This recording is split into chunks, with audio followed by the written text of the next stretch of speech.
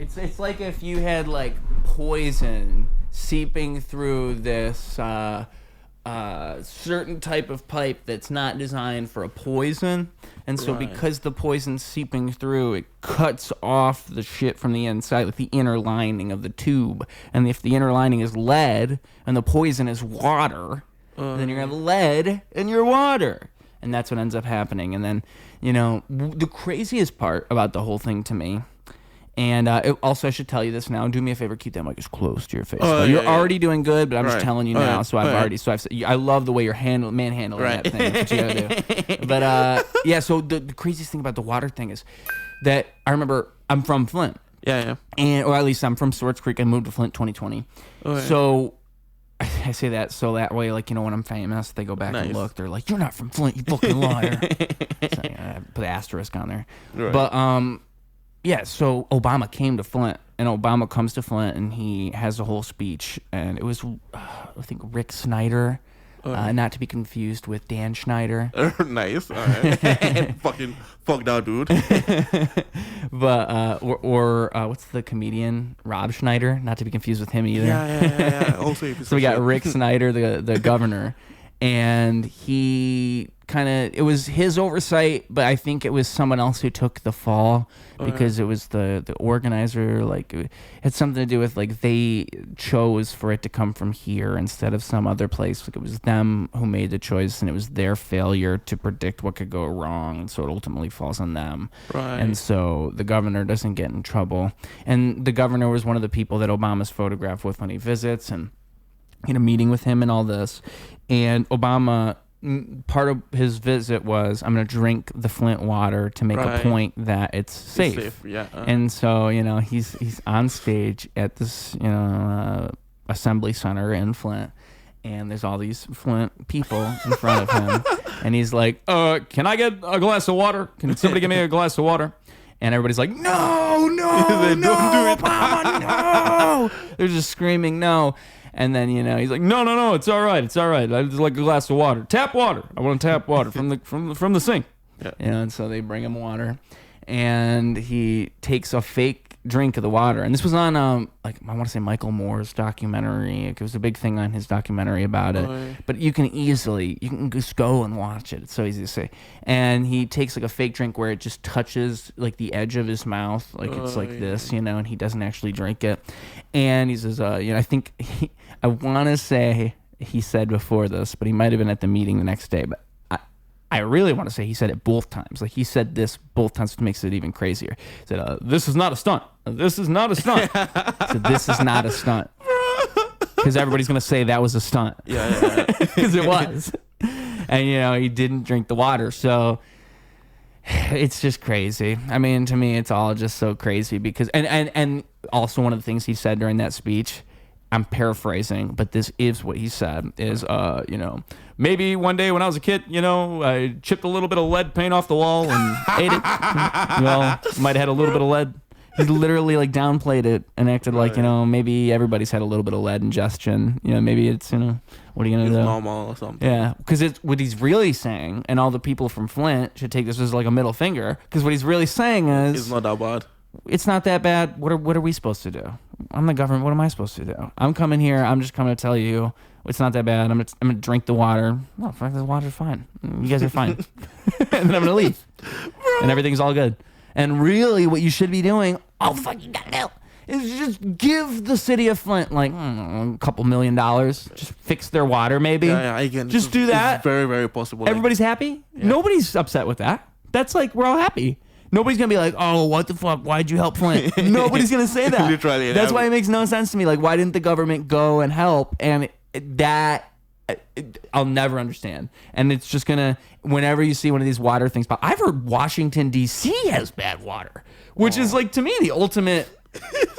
It's the capital. You'd think they had the best water, the pristine water. It's the capital of the country. I guess no. Because I work as a server, and it was a customer that told me that when I was talking about, you know, from Flint, Michigan, everybody immediately the conversation goes to exactly where it just went. It's always the Flint water.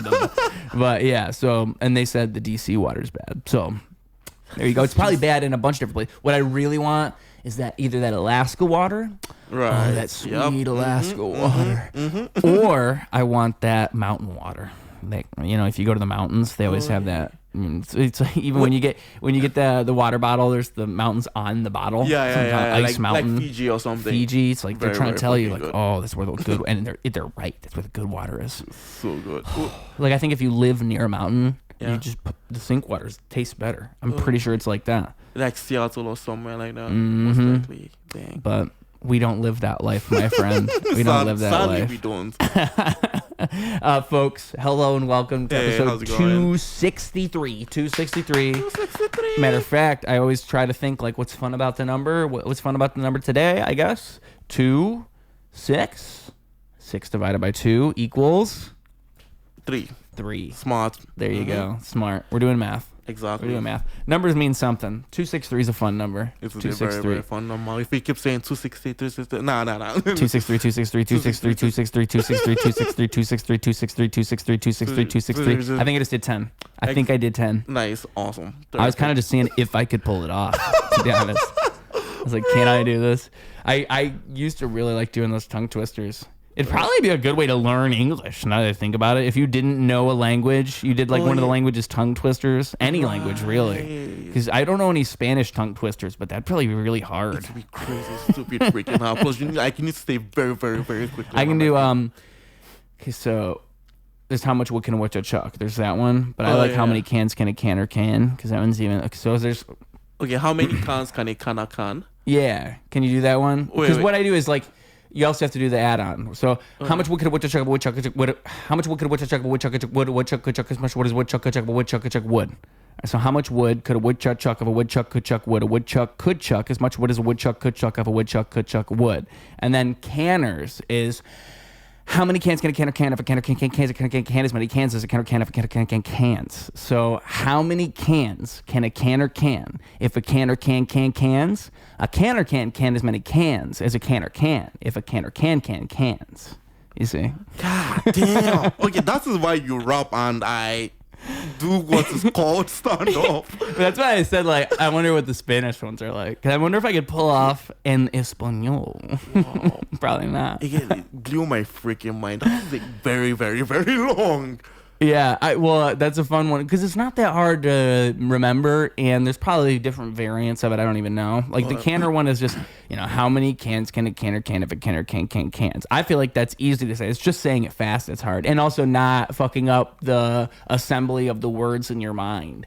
Like every now and then a rapper will do a really fast rap, and it's like, whoa. I mean, Eminem's done it a couple times now. Busta Rhymes has done it. Busta Rhymes, well, him and Twista are like known for rapping super fast. Yeah. Busta Rhymes is really good though. Yeah. Busta Rhymes, Twista. Who the fuck else raps really fast? I mean, again, like with Eminem doing it, he had the whole rap god thing, but then he topped it years later, and I can't remember the song it was, but he raps really fucking fast in the song. I don't even know if I could do the Samalama Dumalama you assume and I'm a human. What I gotta do to get it through to you? I'm superhuman, innovative. See, it's been so long. When I was a kid, I remember I would do it over and over. Innovative, it's like innovative, innovative rubber. So anything you say will ricochet off of me and it'll stick to you.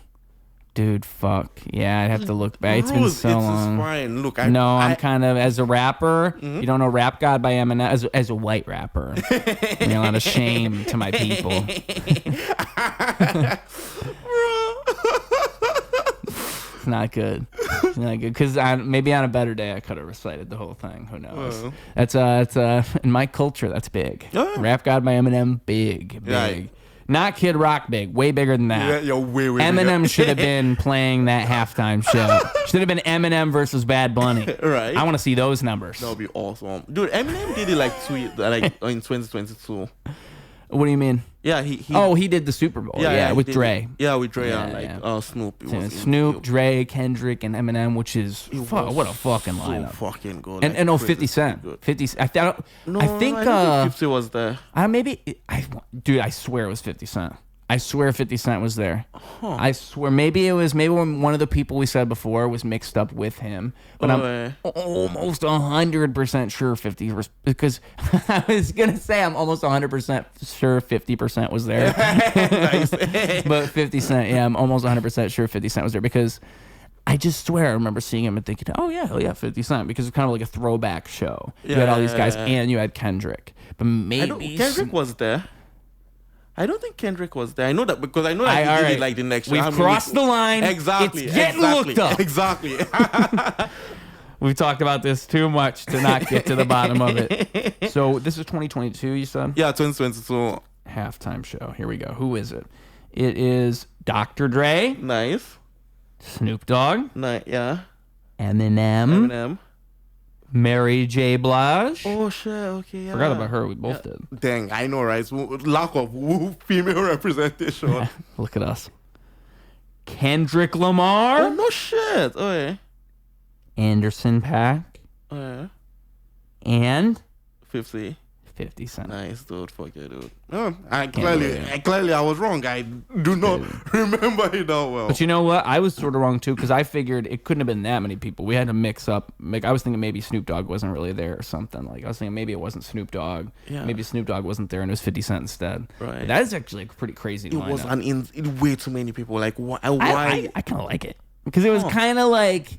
They don't really do that a whole lot, where it's a bunch of different songs from the past and it's a throwback type of thing. I mean, in my mind, I like it, but maybe I'm just a sucker for that type of shit. Right. I like Eminem and Dr. Dre and Kendrick Lamar. I like all those people, so that's kind of for me. They made it for me, so don't listen to me. I also didn't like the Bad Bunny thing, so.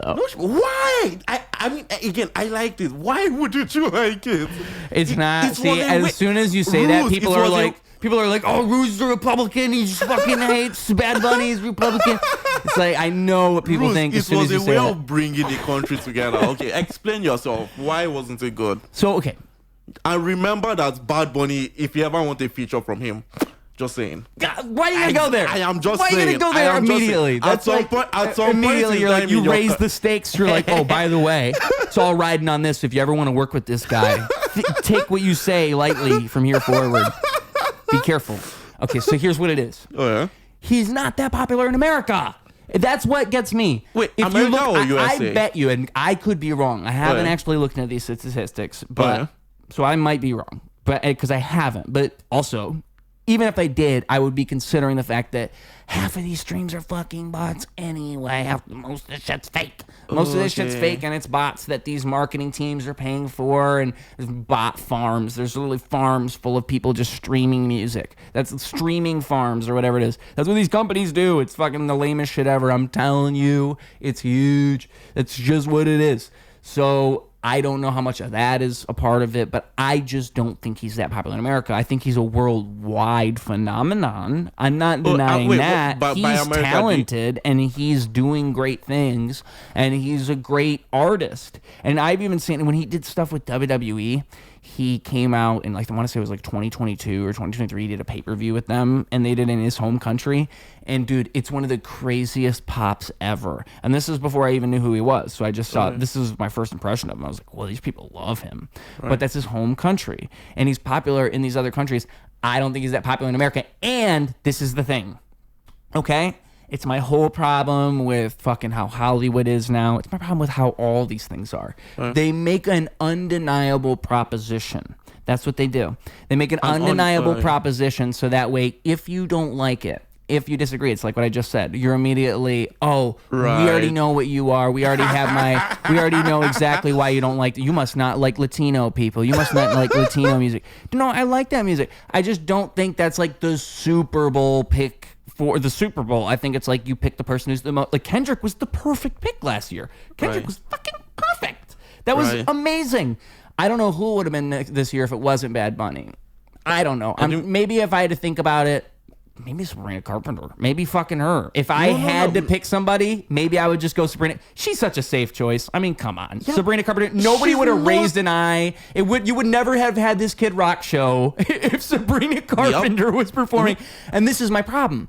I think it's to create division. I think it's all on purpose because they know that if they pick this huge Latino artist, it's gonna raise a fuss. Everybody's going, oh, and they want that. They want those whole fuss around in the Super Bowl. They know they do this on purpose. That's why I don't like it because I think it's all kind of this calculated chaos, and that's why you get this division and this. To me, we live in a comedy movie, and the fact that you have the second Super Bowl halftime show, you're supposed to tune in. Fucking weird. It's so ridiculous. You gotta imagine too, like, because the Super Bowl halftime, they don't time it like. There's not like a certain time that happens. They're waiting based on the game. So you have to imagine at this other venue, they're watching the regular Super Bowl, just waiting for their time to go, because they're not they're the real halftime show.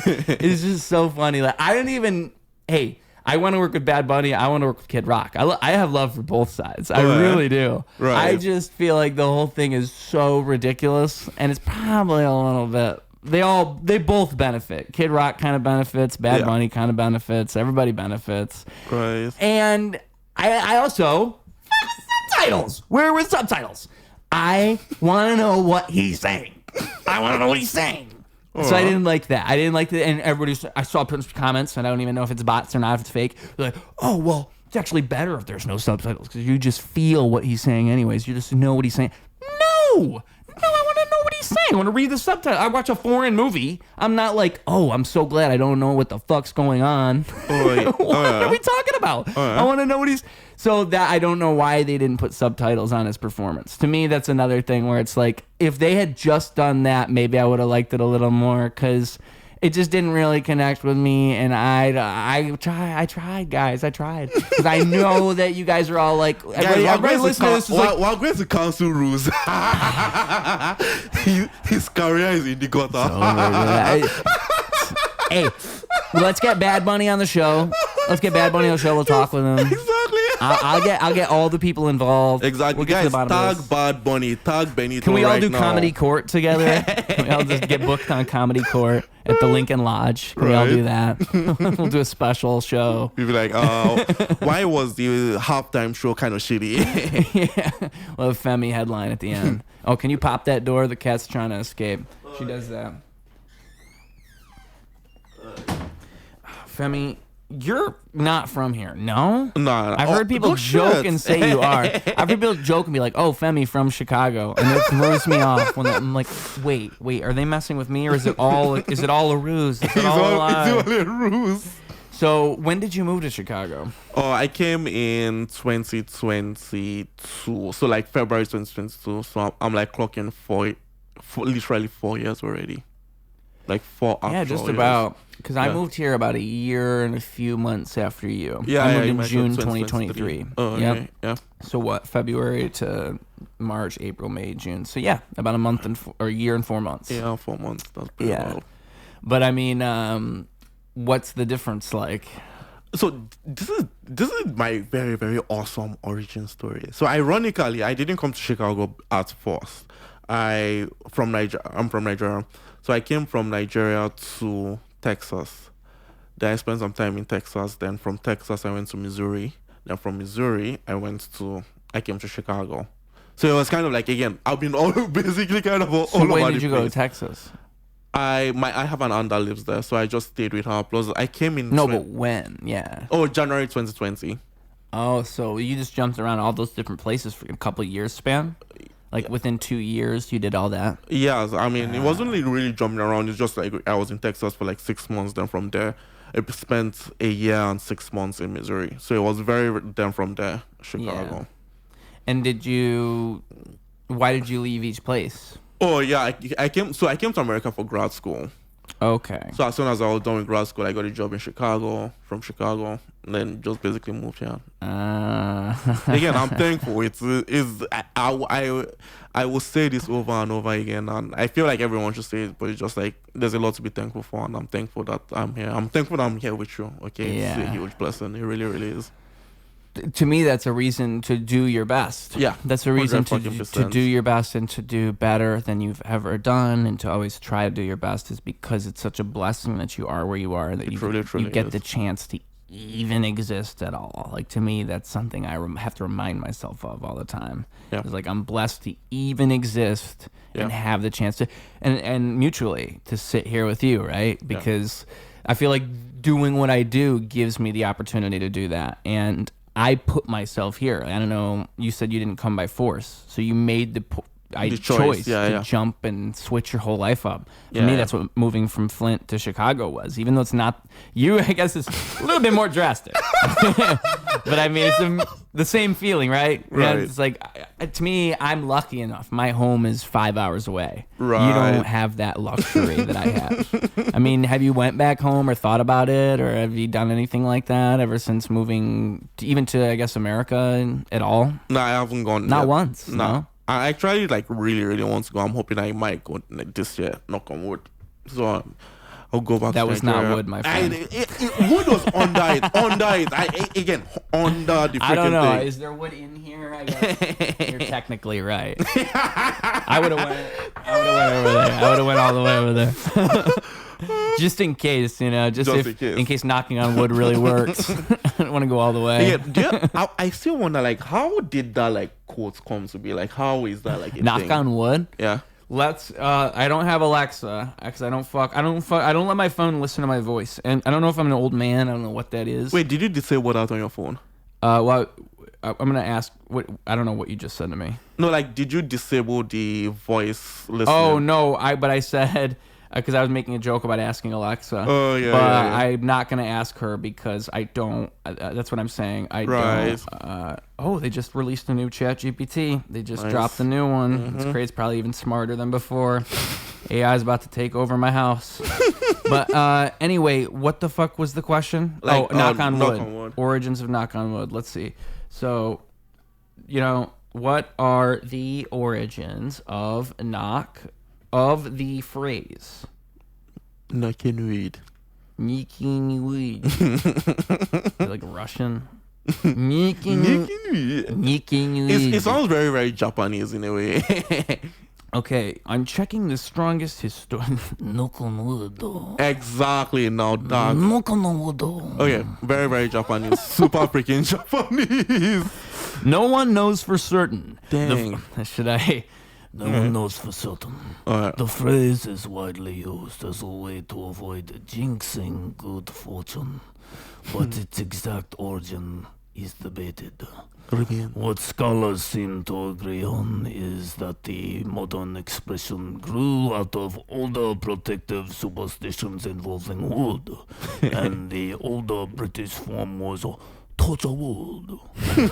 Touchwood. Touchwood is so insane. I feel like touchwood is what I would tell my girlfriend. Only touch grass. Exactly, touch grass. Wood. Go touch wood. Go touch wood. Go touch wood. I guess, but like touching wood is like good fortune. First, the pagan tree spirit theory. Oh, there's multiple theories. Yeah, Okay, so here we go. In parts of pre-Christian Europe, trees were treated as sacred or inhabited by protective spirits. Huh. Touching or knocking on wood may have been a way to ask for protection, give thanks, or avoid attracting bad luck after saying something hopeful. This explanation is very common, but historians treat it as plausible rather than proven. Second, the children's game theory. Some lexicographers and folklorists agree that immediate source of the phrase may be a British tag game called Tiggy Touchwood. This is so fucking weird. Or similar forms, in which a child was safe from being tagged while touching wood. Mm-hmm. Oxford Reference notes that absent stronger evidence, this may be the most direct source of the phrase as an English expression. As for documentation, the superstition appears in print by the early 19th century, so the 1800s. And sources note that touch wood seems to predate knock on wood, which became the usual American form later on. So probably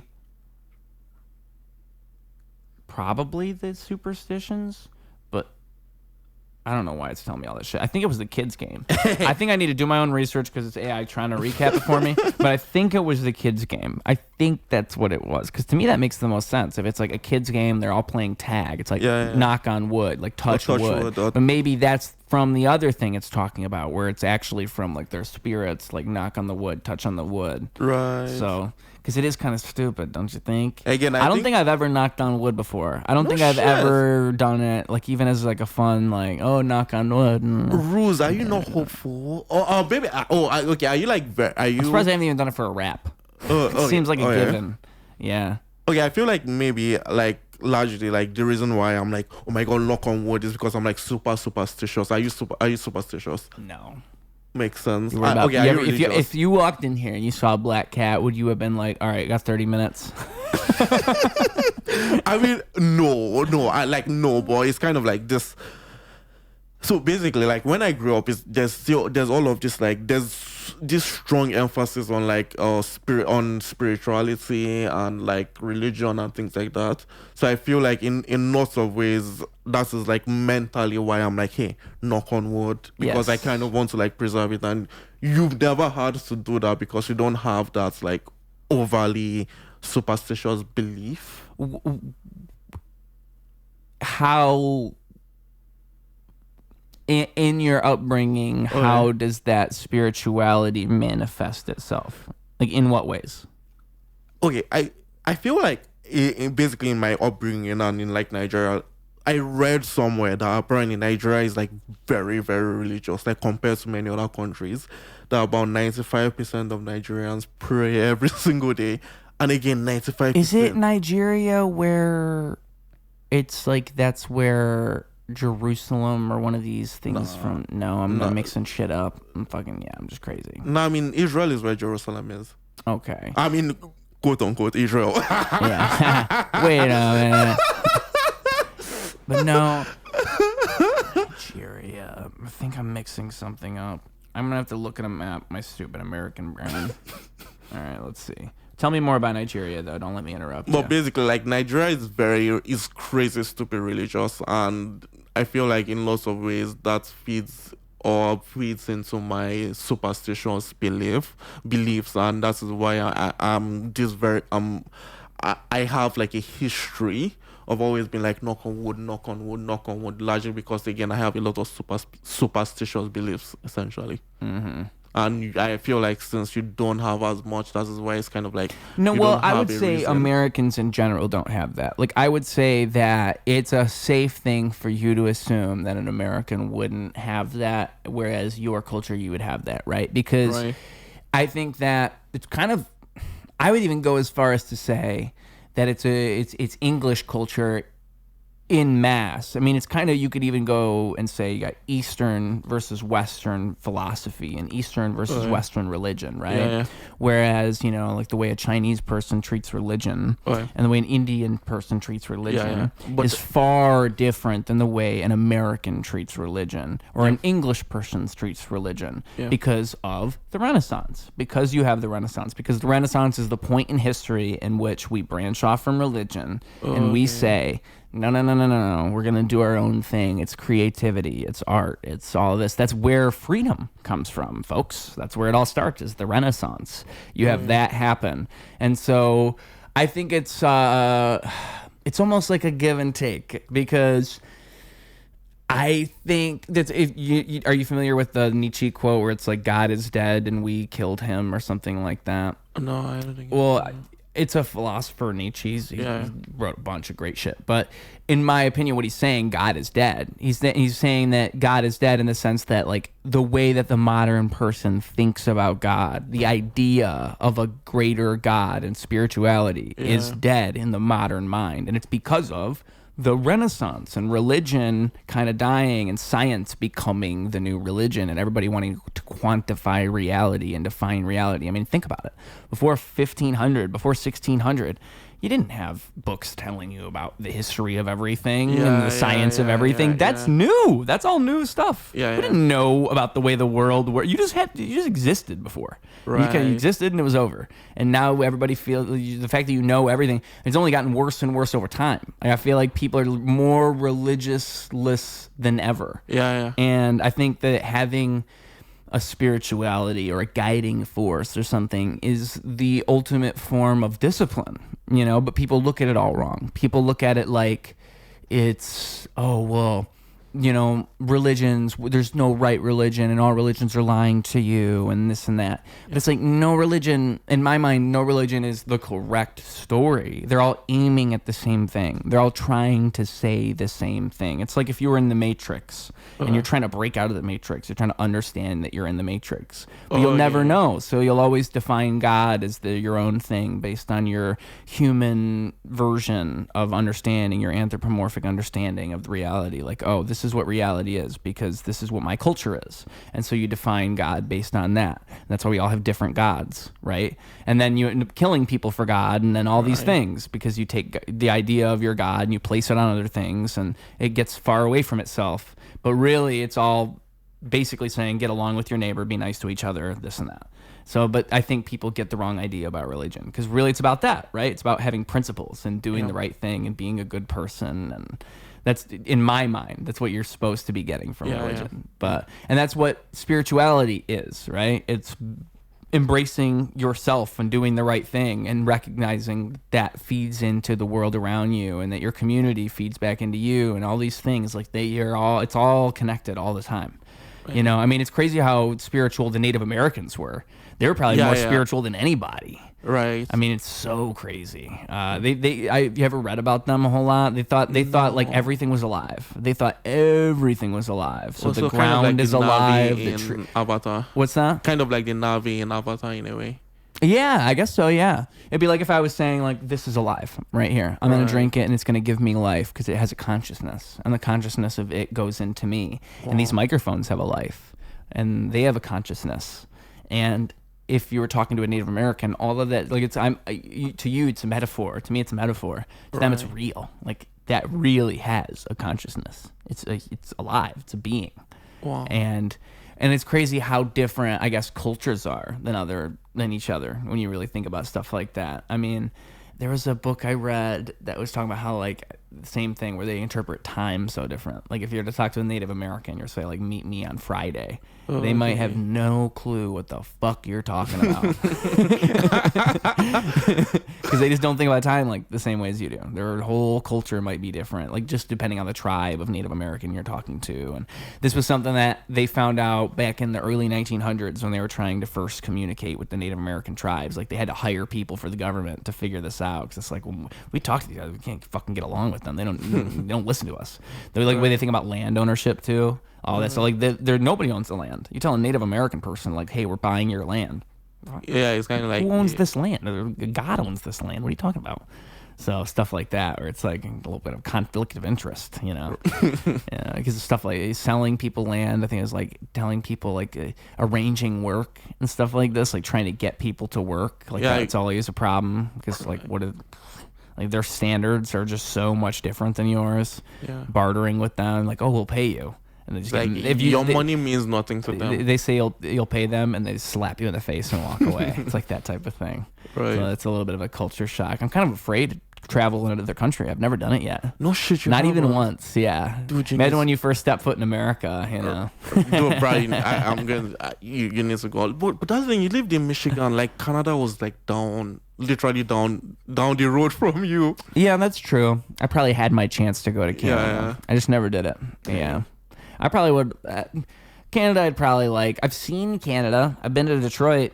You see it from Detroit. Oh, no, you look across the river. Huh. Yeah, there it is. Wow. You see ferries going across, like those big. Maybe it's freight boats. No, it's those freights. I think giant boats. Dang. Yeah.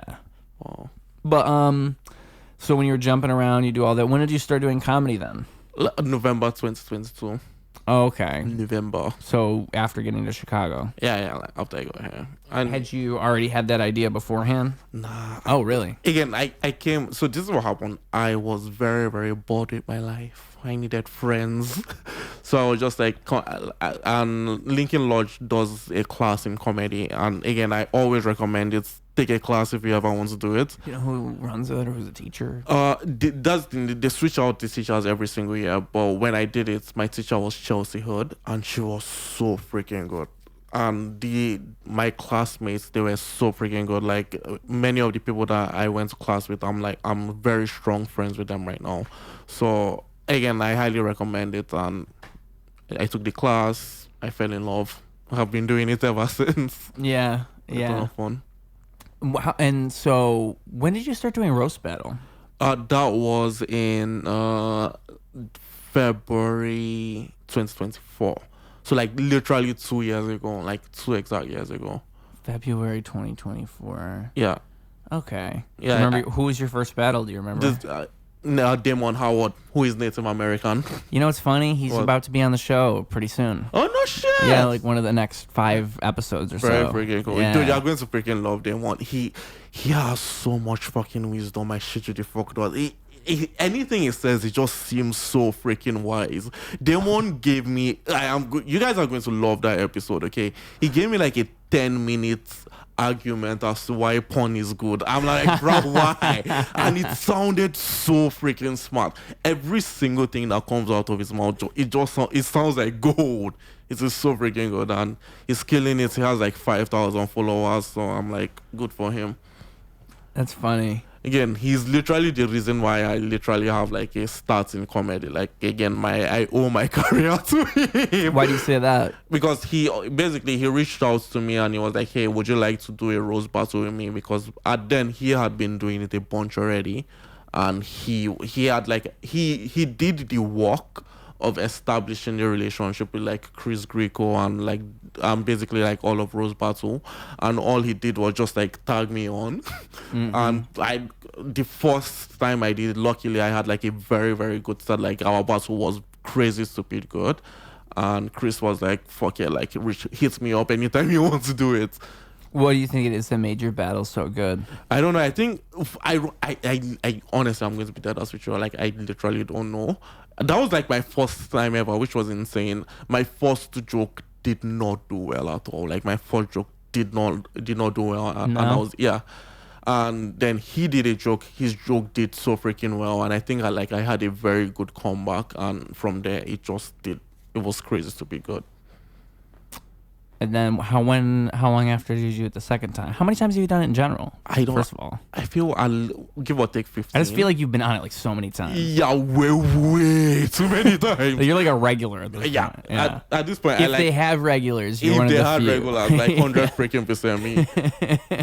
15, yeah. And so the second time, how long was that after that? Oh yeah, the second time I did the first one in like February. The second one was I think in May or May around May or June. A few months later. Yeah, that was like I know that I came back from the UK, and it was like after I came back from the UK.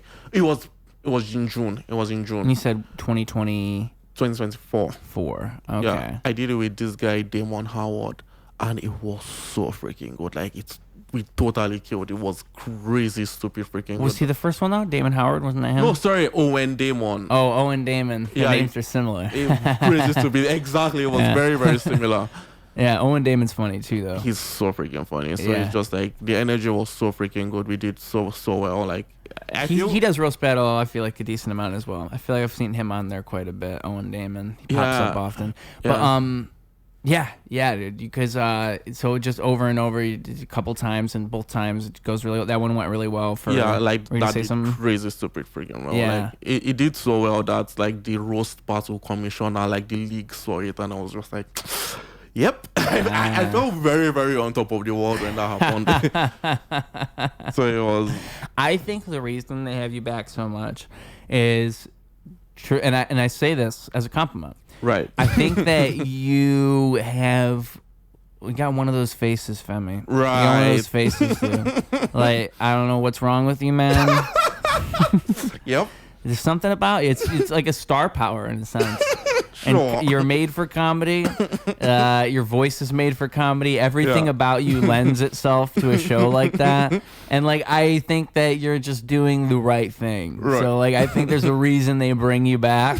And I think that, it all is a sign. It's God telling you you're doing the right thing, Femi. Because like, truly, I think like with roast battle, you need people who kind of are a character. And I feel like you're one of these people who are kind of just a character by being yourself. Like, you really are just kind of a distinctive guy. And your stage presence only lends to that. So then you throw you in a roast battle, and it's perfect. It's just very freaking wild. Yeah, it's like it's like Femi calls somebody a rapist immediately. It's like, here we go. It's gonna be a great night. You have a favorite roast battle of all the ones you've done? Do you have somebody where you're like, oh, that one was probably the best? Yeah, I mean, or top three. Oh yeah, top three. I mean, again, number one always goes with the one with Owen. Owen Damon, and Owen Damon. That was so freaking good.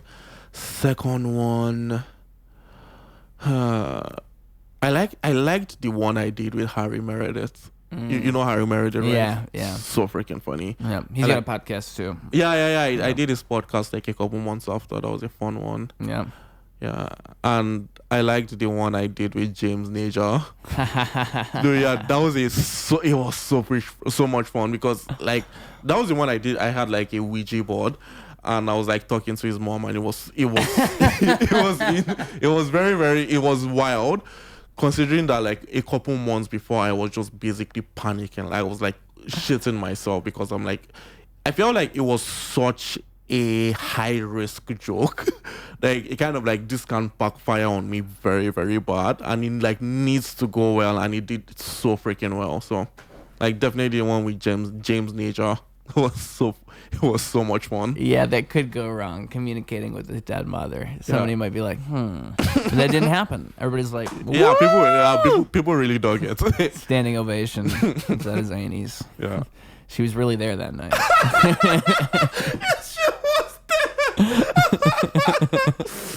Yeah, James is super funny though. Yeah, James is a great guy. I love James. James is probably one of the first people I really met in the comedy community. He's super extroverted. Like, I would say just like you, he's so active. He just moves around. He just does shit all the time. Literally, like, he's legitimately constantly moving. I remember one of the first. I don't think he can sit still. He's like that autistic. He needs to move around. And, like, I remember one time I was at an open mic and I was gonna perform, and like I show up and I sign up, and it's like I'm gonna go up like 3 people after him. He's like, "Hey, when are you going?" I'm like, "Oh," and a couple of people say, "All right, I'm gonna get out of here." I'm like, "Oh, okay." And then he kind of like starts to leave, and then he comes back. He's like, "Actually, I'm gonna stay around." I'm like, "Oh, okay." He's so fucking weird. Yeah, that's James. Actually, I was like, "Aw, he's in a hurry, but he's gonna stay. He wants to see me. He wants to see me go." So, but yeah, he's a sweetheart. Deep down, he's also a sweetheart, and I love the way that he whispers sweet nothings into my ear, and he tickles me, and I feel like, him and I have a little bromance, and I don't know. I'm trying to figure out how real it is. I'm trying to figure out, if this is all just some like fake gay thing, or if really deep down we're in love with each other. Trust me, James is hella gay. I mean, he claims to be bi, but I'm here to expose him. James, I know you're gay. So he wants me. All right, he wants me. I've been like, flowers. Like, he wants me. He doesn't. He wants me. He doesn't. He wants me. He doesn't. He wants me. No, he wants me. Yeah, exactly. It's like that scene from Shrek. Yeah. Right? Yeah. You ever watch Shrek growing up? I don't know if you're like. So, what movies did you watch growing up? The same things, American films. Literally the same things, but we also had like Nigerian movies as well. So that's like, it was very, very nice. Like, you had the two. Unlike you guys that don't have it, which kind of sucks in a way. Mm-hmm. But that's in like, Nigerian movies are very, very. Do you know? Like Indian movies where it's like. Pew, pew, pew, and is it like that? Kind of. Fucking any Nigerian that sees this is fine. I feel like it makes you stupid. Like, it's just made for dumb people. Exactly. The movies are made for children, kind of. It's made for dumb people. It's very. America, we're getting there. We're on our way. And our movies used to be better, so I feel like we're They getting used to be there. better. I hate to be that guy because you sound old. You sound like, oh, everything used to be better. Like America used to be great. I'm going to make it great again. Yeah, make it great again. But I mean, like the American film industry, the problem is there's not enough competition, and so the corporate incentives in the film industry have only gotten worse and worse and worse and worse and worse and worse and worse. And then you got streaming, you got all these things. I mean, I could go on forever, but that's basically the gist of it. Money is the root of all evil, and you want to look at what's getting funded, what's getting made. It's just not what used to get funded. It's not what used to get made, and it's not going to theaters. It's not getting seen by a mass audience like it used to. Right. A lot of this stuff just goes to streaming now. So a lot of what gets made that's maybe like an indie film or like a low budget thing, it's probably not going to have a mass release. It's probably going to go to streaming. Whereas like and yeah, you could hear all that and say, yeah, well, movies are still good. Okay, you might be right. Movies are still good if you know where to look. But let's go back and look at the year 2010. Let's say 2008. Just look at a calendar. Say go to Google, hey Alexa, I'm doing that joke again, right? But I don't have Alexa, folks. I hope when I do that joke, someone's Alexa gets activated. Dude, I know that was insane. You know that actually happened. It happens when you do it on a podcast. Yeah, get a phone nearby.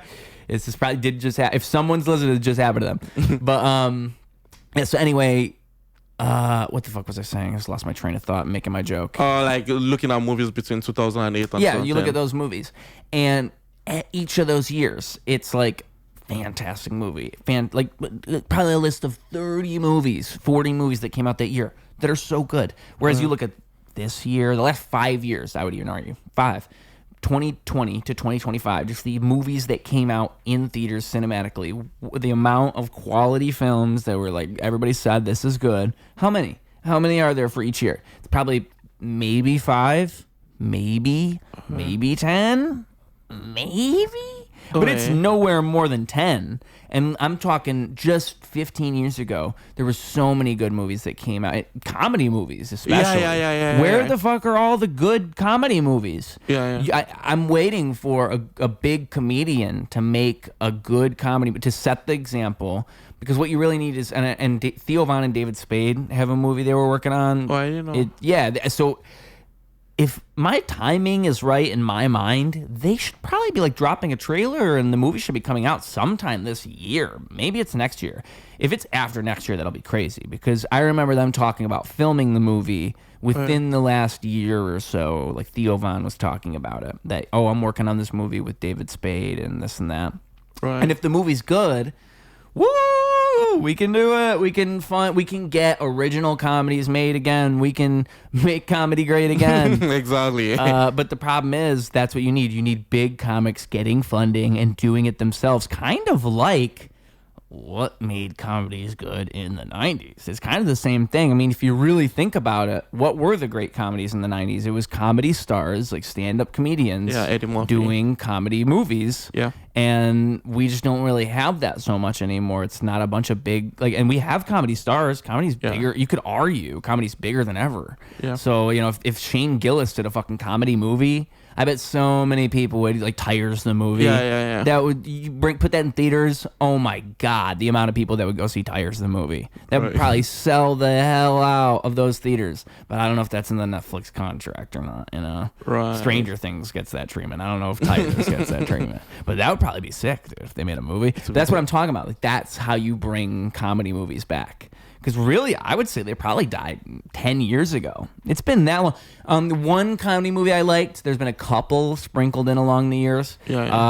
I've heard people say they don't like this, but I don't know what they're talking about. I liked it. It's called Blockers, I want to say. It's like Cock Blockers is like the joke name. It's Blockers is the name of the movie. And it's John Cena and a couple other people. Wait. It's pretty funny. I liked it. And it's a bunch of parents and their kids are going to prom and they're trying to stop their kids from having sex. That's the whole premise of the movie. So freaking funny. Dude, can someone literally give this guy a sponsorship right now? That is so fucking funny. I feel like now I want to see that. Like that is such a good. It seems like such an awesome plot or synopsis. I thought like, oh my god, dude, like this is because to me that's like the perfect level of like raunchy. Like that's the type of plot where it's just ridiculous enough and it's just raunchy enough to like, you know, it's riding the line of what you can and can't do with the movie in my mind. Like, oh, we got to stop these kids from having sex type of movie. Right. And like, you know, there's literally a scene in the movie where the mom's like sneaking around the room as her kid's about to have sex, like trying not to get noticed, trying to leave, Right. or something like that. So it's a great movie, and John Cena is very funny in it. That's the other thing. I think that was one of John Cena's first. I mean, it wasn't one of his first comedic roles, but it was one of his first ones after really leaving professional wrestling and moving on to comedy, because he did the movie Trainwreck with Amy Schumer in like 2013 or something. Yeah, I liked that movie. Well, actually, I didn't see it. I'm lying, but I liked the John Cena's parts selling drugs and shit. I did see that. John Cena as a drug dealer is hilarious. People hate that thing. I think I remember when the movie came out. I think that people didn't really like it. Well, Amy Schumer's always been like very, very controversial. Yeah, what are you gonna do? What are you gonna do? I mean, I don't have a problem with Amy Schumer at all. I'd like, you know, I'll keep my career good with her. Bad Bunny, fuck you, I guess. But however Femi wants to put it. Like, you know, Bad Bunny's gonna hate you. Don't say anything about Amy Schumer now. No, but Amy Schumer, she's it's just funny. The internet, the way that the internet reacts to comedians in particular with like hating them. Oh, it's just crazy. Like, I don't know how much you've dived into that. Like, just read comment sections on podcasts even. Right. Or Reddit. You fucking Reddit. It's a cesspool on Reddit. People hate comedians. Like people watch comedy just to hate it a lot of the time. Right. I mean, so many people do that. I mean, like the whole Joe Rogan sphere and hating Joe Rogan sphere, hating Tony Hinchcliffe, hating all of this. But then they'll like, there's a community of people. What I'm talking about is it's a community of people on YouTube who just make news video. Oh, this is what Tony Hinchcliffe did this week. You won't believe it. He had this guy on his show, and he said that he's not even funny. Then why did he have him on his show on Kill Tony this week? Tony Hinchcliffe is a hypocrite, and him and Joe Rogan are killing comedy. Like and subscribe. And it's like, dude, what drives me crazy is I'm just thinking every time I watch one of those things, they probably never met a comedian. They probably have never, ever communicated with any of these people ever. They have no idea how any of this works, but they've got fucking 100,000 subscribers because it's like comedy news. Right. So, and there's like a couple of these news channels who are positive, and it's like that. There's one named Comedy World, if you ever seen him, or Laugh World, I think it is. And he actually interviews. He used to just be one of these channels who would do comedy news, and now he interviews all these famous comedians and like huge comedians like Tom Segura. He's going there and traveling and talking to them. I think he went to Skankfest and talked with a bunch of comedians there. And it's because he's like, because he's not an asshole like all these other people I'm talking about, because he's positive and he's just like, oh, look at what this comedian did. Oh, look at this comedian. Like, he's actually just delivering the news. Whereas these other channels are doing what I just told you, where it's like, oh, Joe Rogan's killing comedy and hate Joe Rogan. Like, it's fucking, and there's always pessimistic.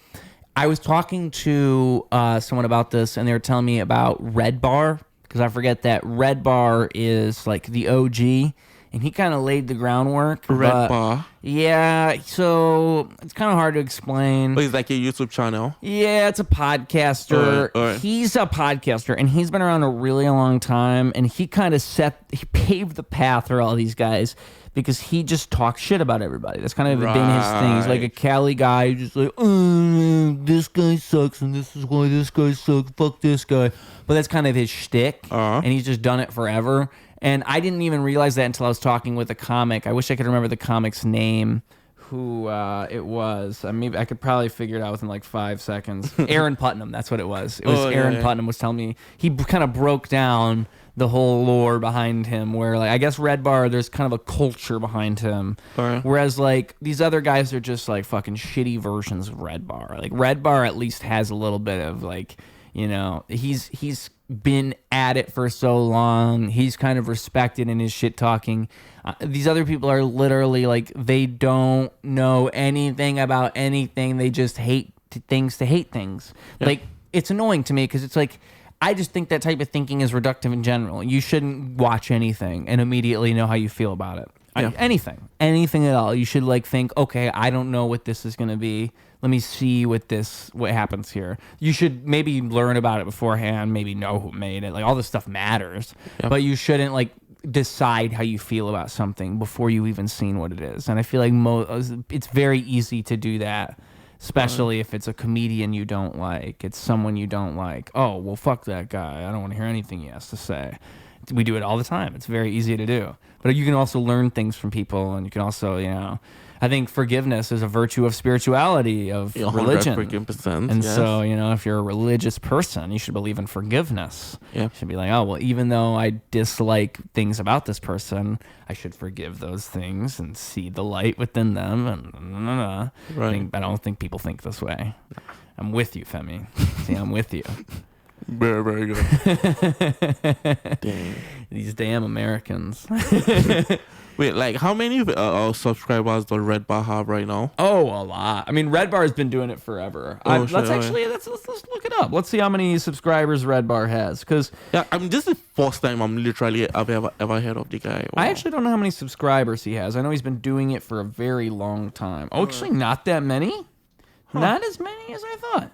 So just 23,000. Oh, no shit. But he's been doing it for a long time. Again, 23,000 is ironically not a bad number. So this channel's newer. This channel's from 2 years ago. Oh, yeah. And it's season 21, episode 7. Wow. So this channel's newer. So maybe that's kind of part of the problem. Maybe he lost an older channel or something. And this Red Bar Radio, that one's got 53,000 subscribers. Oh, sure. So yeah, there's different channels and shit. That's what's going on here.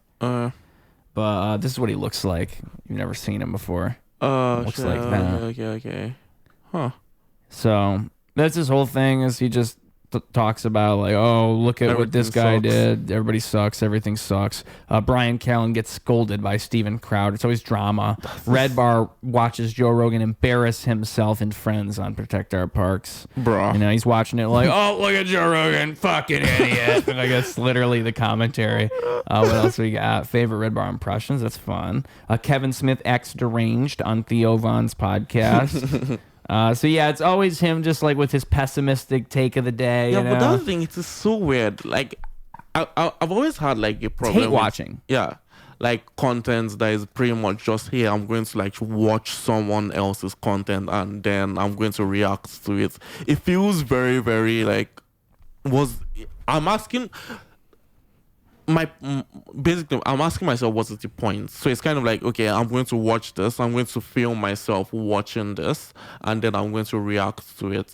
I feel like there's no point to that except that, hey, I want people to feel this way, like it is a means of programming the audience. Because that's the thing, if I watch something and my reaction to it is negative, chances are someone that is watching me watch it would also have like a negative reaction.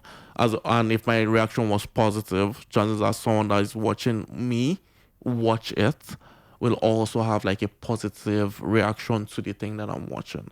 So my own question is that the point? Is that the goal of those videos?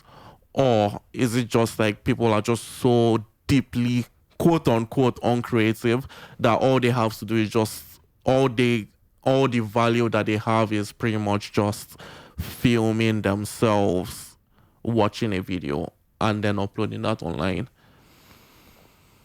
I think what it is the fact that you incentivize it through an algorithm. So you say, hey, we're going to give you views if you just show them another tried and true video that already gets views, then you'll get views too. And so that's how people become uncreative. And then I don't know if it's that people are uncreative or if it's just that people become uncreative because of it. Right. Because it's like one thing I don't like with comedians now that I keep seeing is it'll be a viral video, and right. like 20 seconds long, and then it'll be the comedian doing like a 15-second reaction, a 10-second reaction, a 10-second commentary. Oh yeah, like after you see it all the time. So fucking weird. It's all the time. Because it's just what I just said. They get views. Of course, it gets views because it's someone else's video that already gets views. And they'll just so like when I'm stitch it. scrolling and I'm seeing, oh, what's this? Oh, and I watch the whole first 10 seconds because it's the Yeah. other video. Yeah. Oh shit, this is so-and-so's video. And you see that it's so-and-so and not and Facebook is where this first started happening to me. It actually wasn't even Instagram, it was Facebook. Okay. And to me, it's just like, you're tricking me into watching your video. Exactly. And all these people that are following you aren't really following you because they want to see your content. They're following you because they want to see more viral videos that you're talking about. They want to see more videos like this. Yeah. And to me, it's always like, the idea of social media shouldn't be to do the same thing as everybody else. That's the uncreative thing. What you should want to do is take the thing that everybody else is doing and make it your own. Like, to me, that's what I did at Roast Battle. That's what I would do. What I would do if I was doing one of these reaction videos, and the only reason I've done it once and it didn't really respond that well, and I think I just need to do it more, and maybe one of them will do well, and I'll be like, oh, finally, okay. But the idea is, if I was to do that, it's a viral video, it's a 10-second video. After that, I just write a rap based on the video, and then I do that. That would be my way of making it my own. Like, oh, no one else would do that. No one else would write a rap about the video, based on the video, and rap. Maybe a select few people would do it, but not very many people. But that's not what most people are doing with these. They're just watching a video, thinking of a quick line to say. Yeah. Like, well, why the fuck you got his hair like that? Exactly, and that's pretty much it. That is literally pretty much it. And boom. Who would wear their hair like that, though? And boom, 1 million likes. And like, bruh.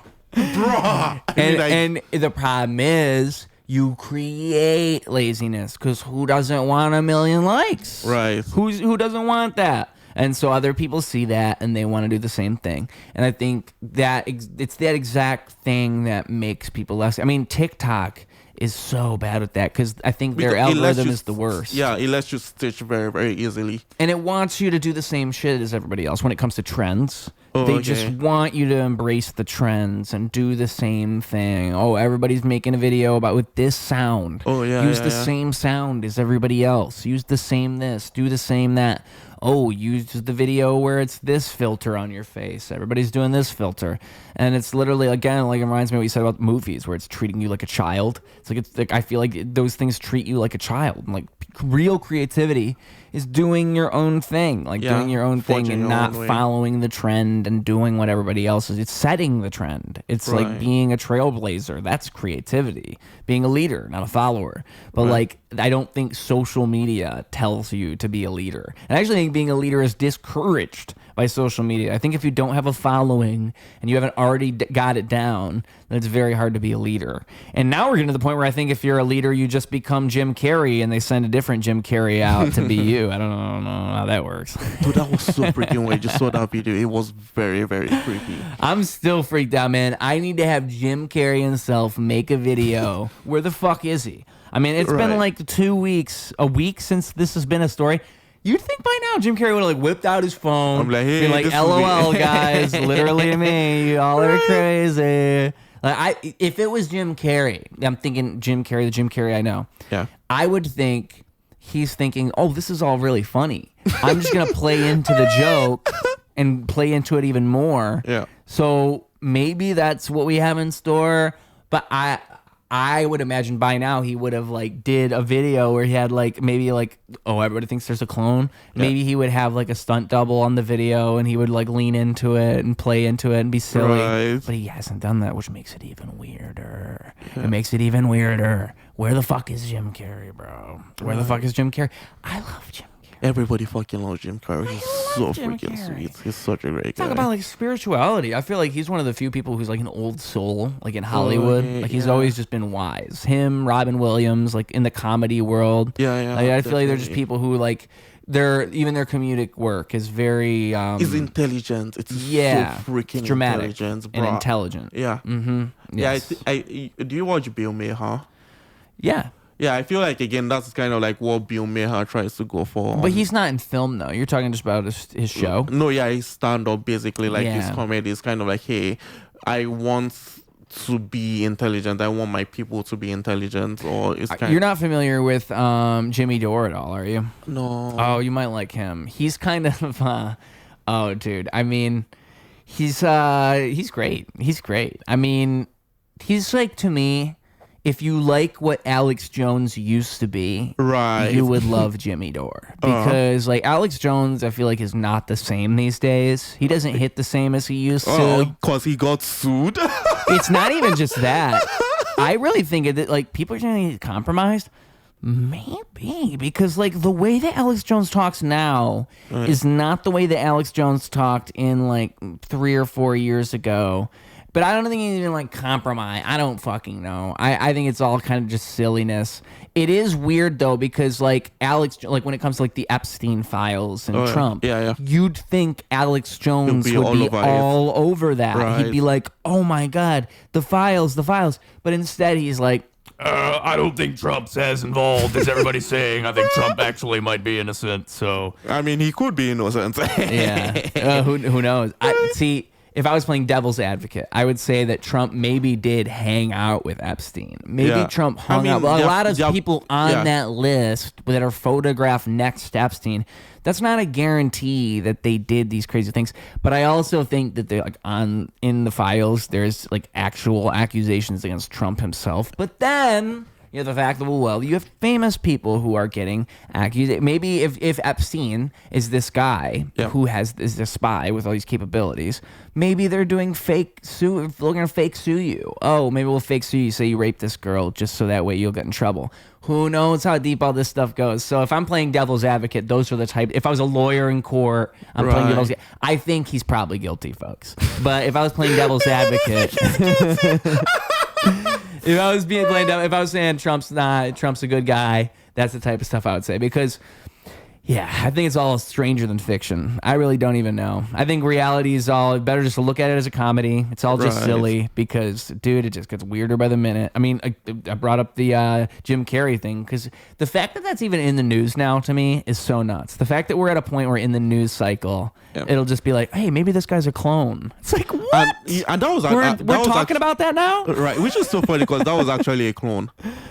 I think it was. No, it was. Like, it literally was. Apparently, it was like a French makeup person that, like... No, dude. I think that's fake, too. I think you're talking about those pictures on Instagram? Yeah, like it was a French guy that did a bunch of makeup Okay, where or is the confirmation from everybody else? Because the PR from Jim Carrey said, no, that was really Jim Carrey. So I think... That's what the person said? Yeah, that's what Jim Carrey's PR said. They said they released a statement saying like he actually prepared for this for a long time and he was really excited to do it. And that's what they said. And so I think that when the other makeup artist did that, it was because there's rumors on the internet already where people were already saying, "Oh, we think it might be this guy." So he heard people saying that, and he's got 1 million followers. So he thinks, "Oh, you know, it'd be funny if I leaned into that and I pretended it was me at the award show." Right. And then everybody online takes that as confirmation, like, "Oh, it was really him." Right. But that's there's nobody else said, "Oh, that was really him," except that one post. So I don't know. Fishy. The whole thing's so weird. And I hate to be this person, okay? Right. But it's very reminiscent of the Joe Biden body double, okay? Oh, yeah. Very reminiscent of the Joe Biden body double. And that was not that long ago. And the problem is, when the Joe Biden body double happened, I remember I was in this rabbit hole. It was bad because it was like late at night. And I remember looking at this video where I'm like, that's not Joe Biden. That's not Joe Biden. Like, I just remember thinking, oh my God. Like, if that's not Joe Biden, what the fuck is going on? Because it was so weird to me. It's like watching, like, it's like if you were in North Korea and you're looking at like the North Korean government. Oh, it's not the real leader. And they're just telling you it's the real leader. Right. Like, you would expect that from the North Korean government. Yeah. That's what I feel when I'm watching this video. I'm like, what the fuck? That's not. Because what it was he was, this was within... It was when he said, "I'm never dropping out." So if we all remember correctly, if we can all rewind the clock and remember how everything went down, it was Joe Biden was saying in the debates, and this was right after the Trump debate that went super shit. That was very, very bad. It went so bad for Joe Biden. He's like, "We beat Obamacare," you know, like whatever he said. The whole thing was just a disaster, and so because of that, the whole Democratic Party turns against Joe Biden. They're all like, okay, fuck this. This is not going to work anymore. We can't pretend this is going to work anymore. We're done. And so they all start saying, no. Joe Biden's done. He's cooked. he's out of here. And it's just so funny because it goes to show like how see through the whole thing is. They just flip the switch on Joe Biden like that. They're like, all right, old man, Bye-bye. bye-bye, you're done. Because like to me, it was like he was already not doing great, but that was just the moment where they could no longer like hold up the game. Like it was all we're all just trying, and so after that it was over.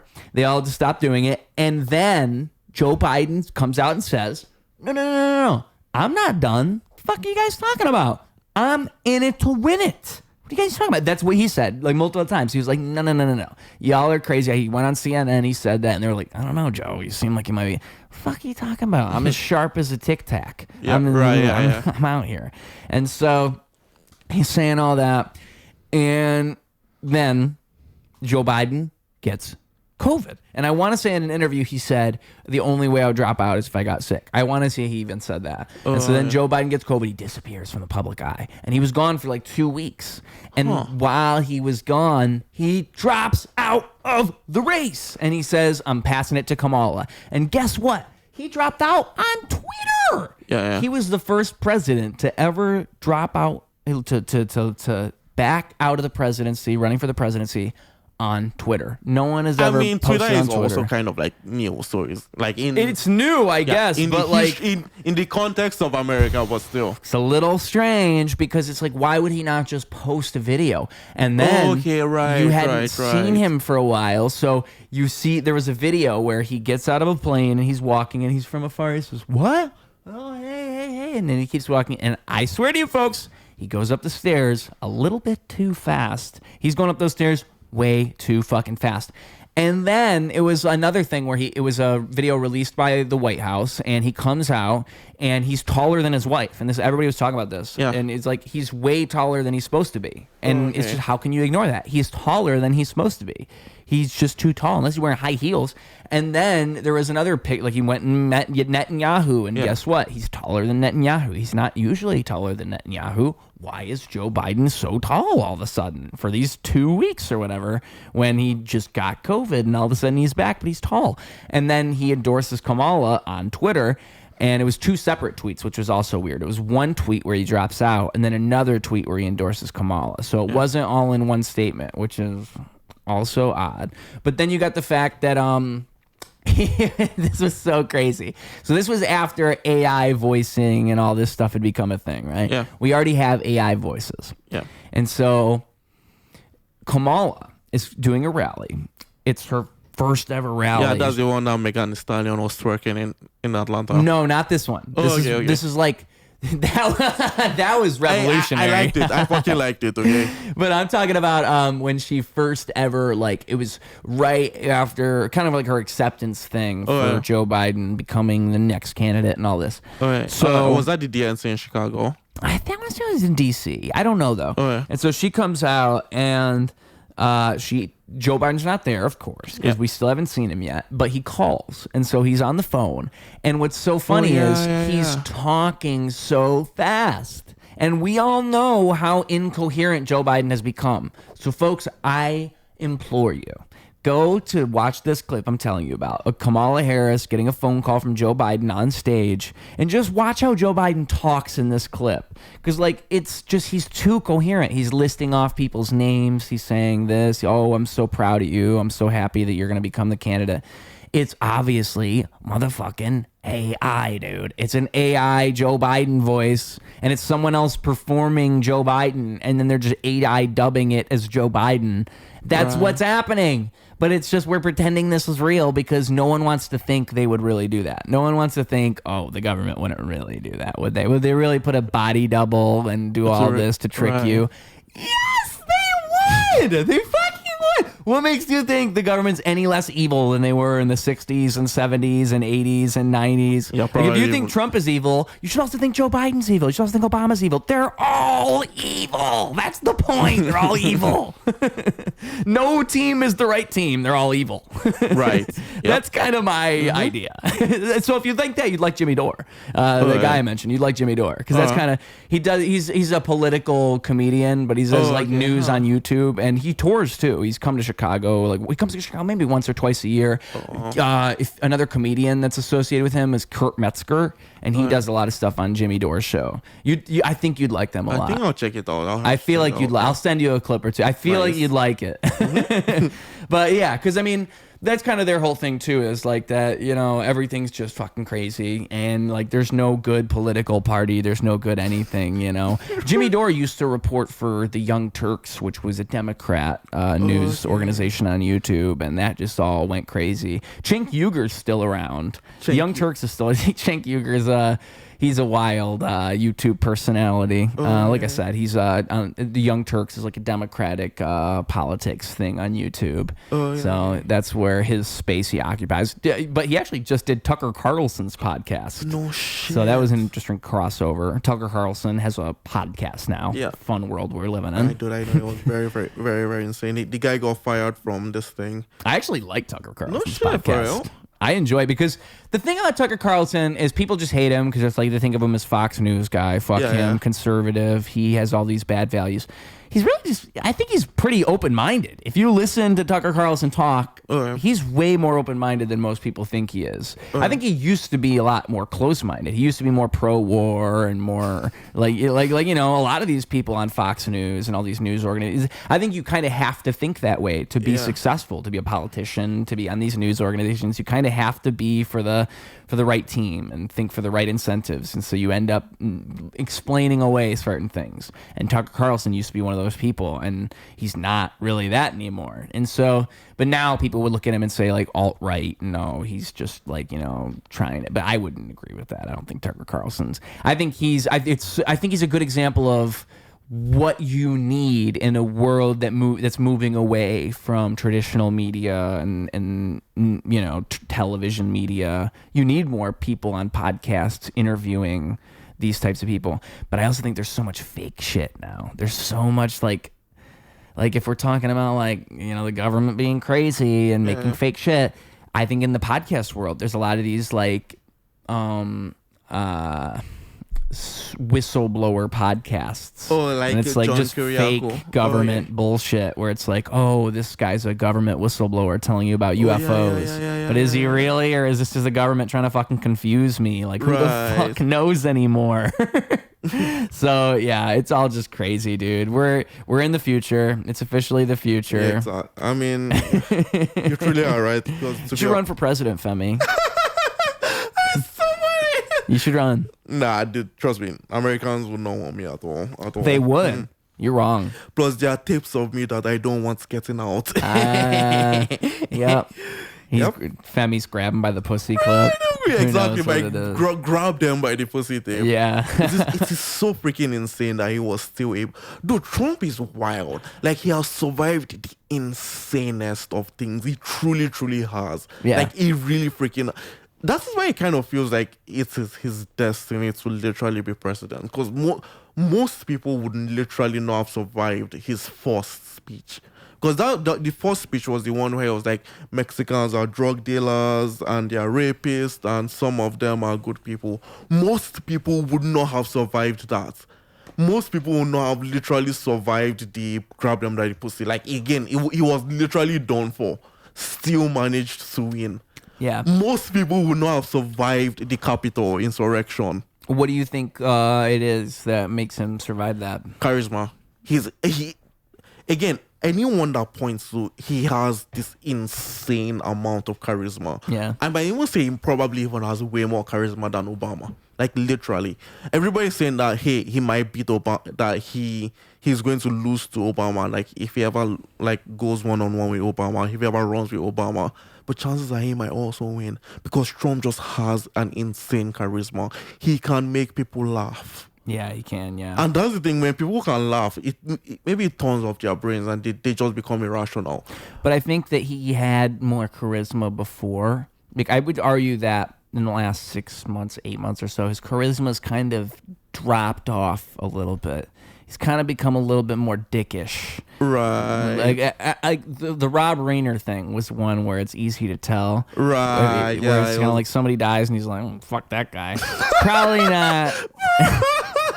not the best reaction. You know? Yeah. And that's just like, he's maybe he was thinking it was a fire roast, but it was not a fire roast. Thinking it was a fire roast. Probably not.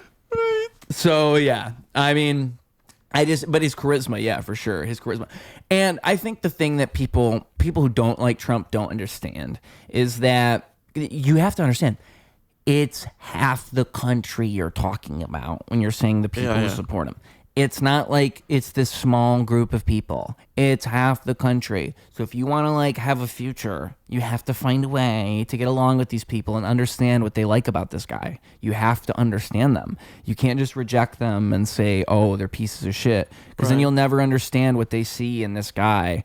And like, people aren't, just because they like a politician, I just don't think anything is ever so simple. That's why I don't even like the party system in general. I just think the whole thing is an oversimplification of something much more complicated, right? Like no human being is as simple as left versus right and this versus that. And so like people fall in line with the Trump, especially this last election, because I think most of it is a distrust in the system.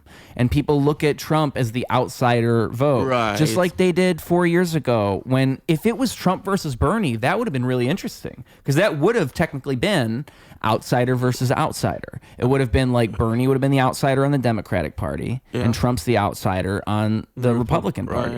And that would have been an interesting versus you put those guys against you. And that's what was going to happen until Obama makes a phone call and it ends up being Joe Biden versus like it was a whole thing with the debates and the way they were running the debates and the lineup for how it was going for Bernie and Biden and these few other people that were still in the presidential debates moving forward until the 2020 election, right? I think there are a bunch of people in the Democratic debates. I think I still remember they had like a huge lineup essentially. Yeah, and that's what they were doing. And then eventually, just all of a sudden, everybody drops out one night because of a phone call Obama makes. Like this is something that happened, like it's documented.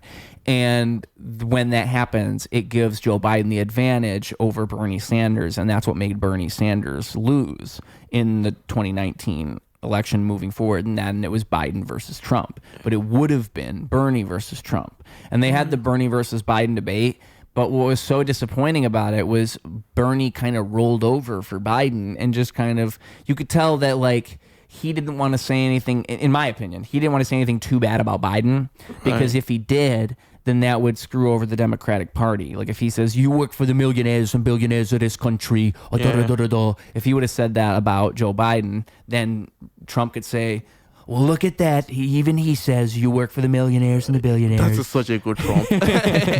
So Trump would immediately go there. And I think that's why Bernie took it easy, and I think that's what fucked Bernie over. And Bernie's been taking it easy on the Democratic Party ever since. He's been like, he's supposed to be the radical Democrat going against everybody, but I don't know what happened. I don't think he's quite the Bernie he was in 2016, 2018, because I did like Bernie for a long time. And yeah, it's just, I just think people are so desensitized from politics.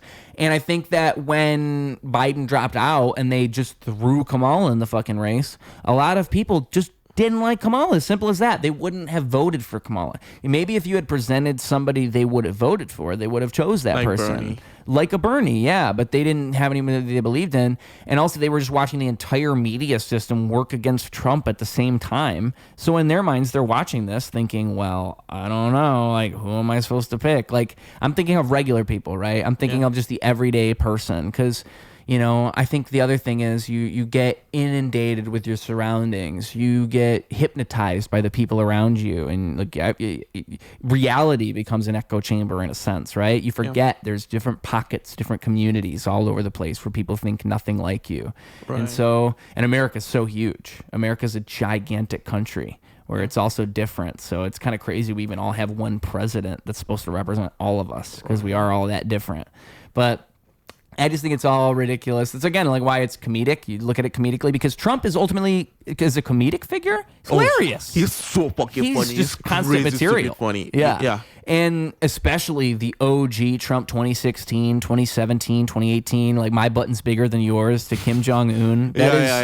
He said that to the leader of North Korea, my button's bigger than yours. That is fucking, that's like, you couldn't think of a joke funnier than that. He literally did it.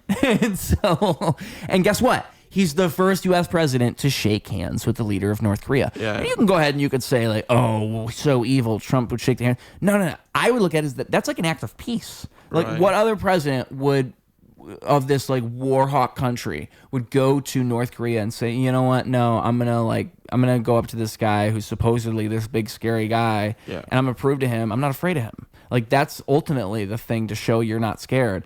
If you're just gonna say fuck you from afar, that sends a message you're actually afraid of them. If the boss move is to show up and shake his hand, even though they could poison you or they could do whatever, they don't do it because they don't. Like, you got like big dick energy, the guy. That's what you do. But the only president to ever do it was Trump. So that is, there's things that Trump does that nobody ever gives him credit for because they never would. Yeah. And also I just don't like the political lines thinking, and like I think the reasons that people fall for certain politicians tend to be more complicated than something as simple as what it might seem as. Oh, you believe this, you believe that. People are more complicated than that, but we're taught not to think like that. We're taught to think, oh, you're a Democrat, so you think this. Yeah. You're a Republican. Yeah. So you think this, and this. And it's just a dangerous way to think, and you draw lines in the sand all the time and everybody's a bad guy. Yeah. So I just hope America gets past that. I hope we can fucking get over that, because I think that's what's ultimately going to hold us back forever, is thinking that we're all actually divided and we're all actually different than each other. I think that's the ultimate propaganda, is we're taught to think we're different than each other. Yeah. 'Cause we're not. We're really not. We're all poor. We're all trying not to be poor. Very much so. That's what we should figure out first. How not to be poor. Yeah. And if we want to do that, we got to get along. Yep. And if we're not getting along, we'll always be poor. We'll be poor forever. Rich people like that you're poor. That's the point. If we fight with each other, rich people like that. The problem is, like, I don't know if the conspiracy goes as deep as that it's a conspiracy. I think it's just kind of like, follow the money. Money's the root of all evil. Yeah. And so things play out that way, and then things just work in the favor of that. And it looks like a conspiracy. It looks like there's these people pulling the strings, but really it's all just, weird. But then you got fucking Jim Carrey being a clone, and you're like, okay, well, maybe it is all a conspiracy, and maybe there are lizard people. I don't know what the fuck's going on anymore. Oh my God, dude. Reality is stranger every day. I'm waiting for a dragon to just exist. I say this, if you just like told me anything is real now, I just believe you. Show it to me, I guess. Just say like, there's a dragon. They made a dragon in China and they've got it flying around for their next parade. I'd be like, really? They've got a real dragon for the parade? I'm like, show me. Like, is it not AI? Like, it's just an AI, right?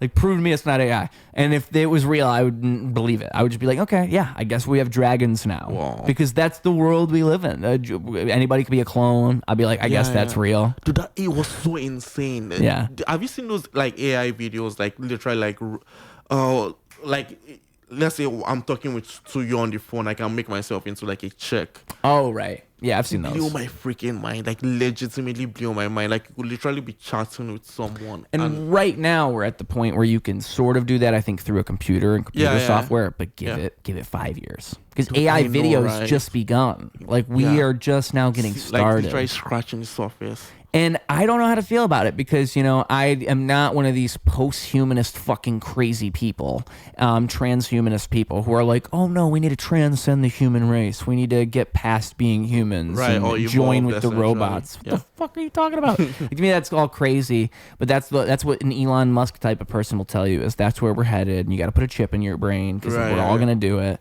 And I just don't know. I just don't agree. I think that even this idea of like being able to communicate, like, okay, the future is we're supposed to have a chip in our brain, and so I can send a message to you from my brain to your brain. But it's kind of like, you have the mouth already, so it's kind of... Well, okay, but I would even go as far as to say that, because what they're trying to say is, oh, no. It's better than the mouth. Because it's better than the mouth because you can send the idea in the purest form. Like the idea itself, I can send the idea to you. Okay, here's what I would say.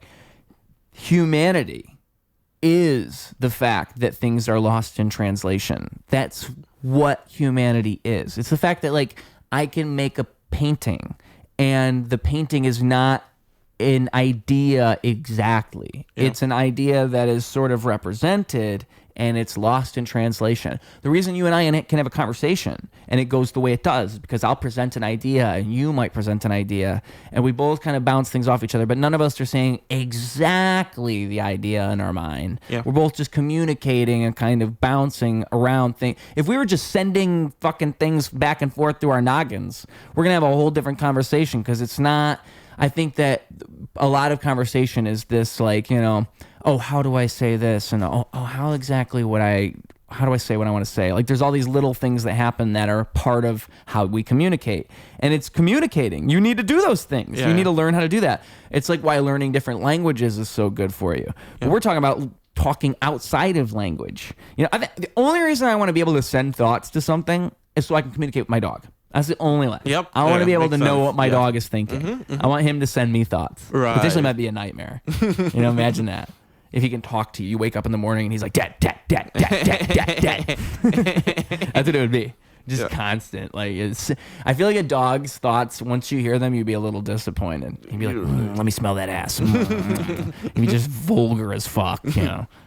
These dogs just want to fuck things, smell shit. That's so freaking true. They're freaky, bro. The girl's on their period, the dog's all over the girl. Dogs so are nice. freaky as hell. Dang. Okay, yeah, first time I've ever heard that. You didn't know that? No, I mean, I knew it for bears. Like, bears can smell like a woman's period. You know that, Dogs right? are the same, yeah. Oh, wow. Because I mean, they're. I heard someone say that dogs' noses. It's not that the dog's nose is different. It's that the dog's nose absorbs more of the smell. Like, it's not built differently than our nose. It's the way that it absorbs the smell itself. I think it's something like that.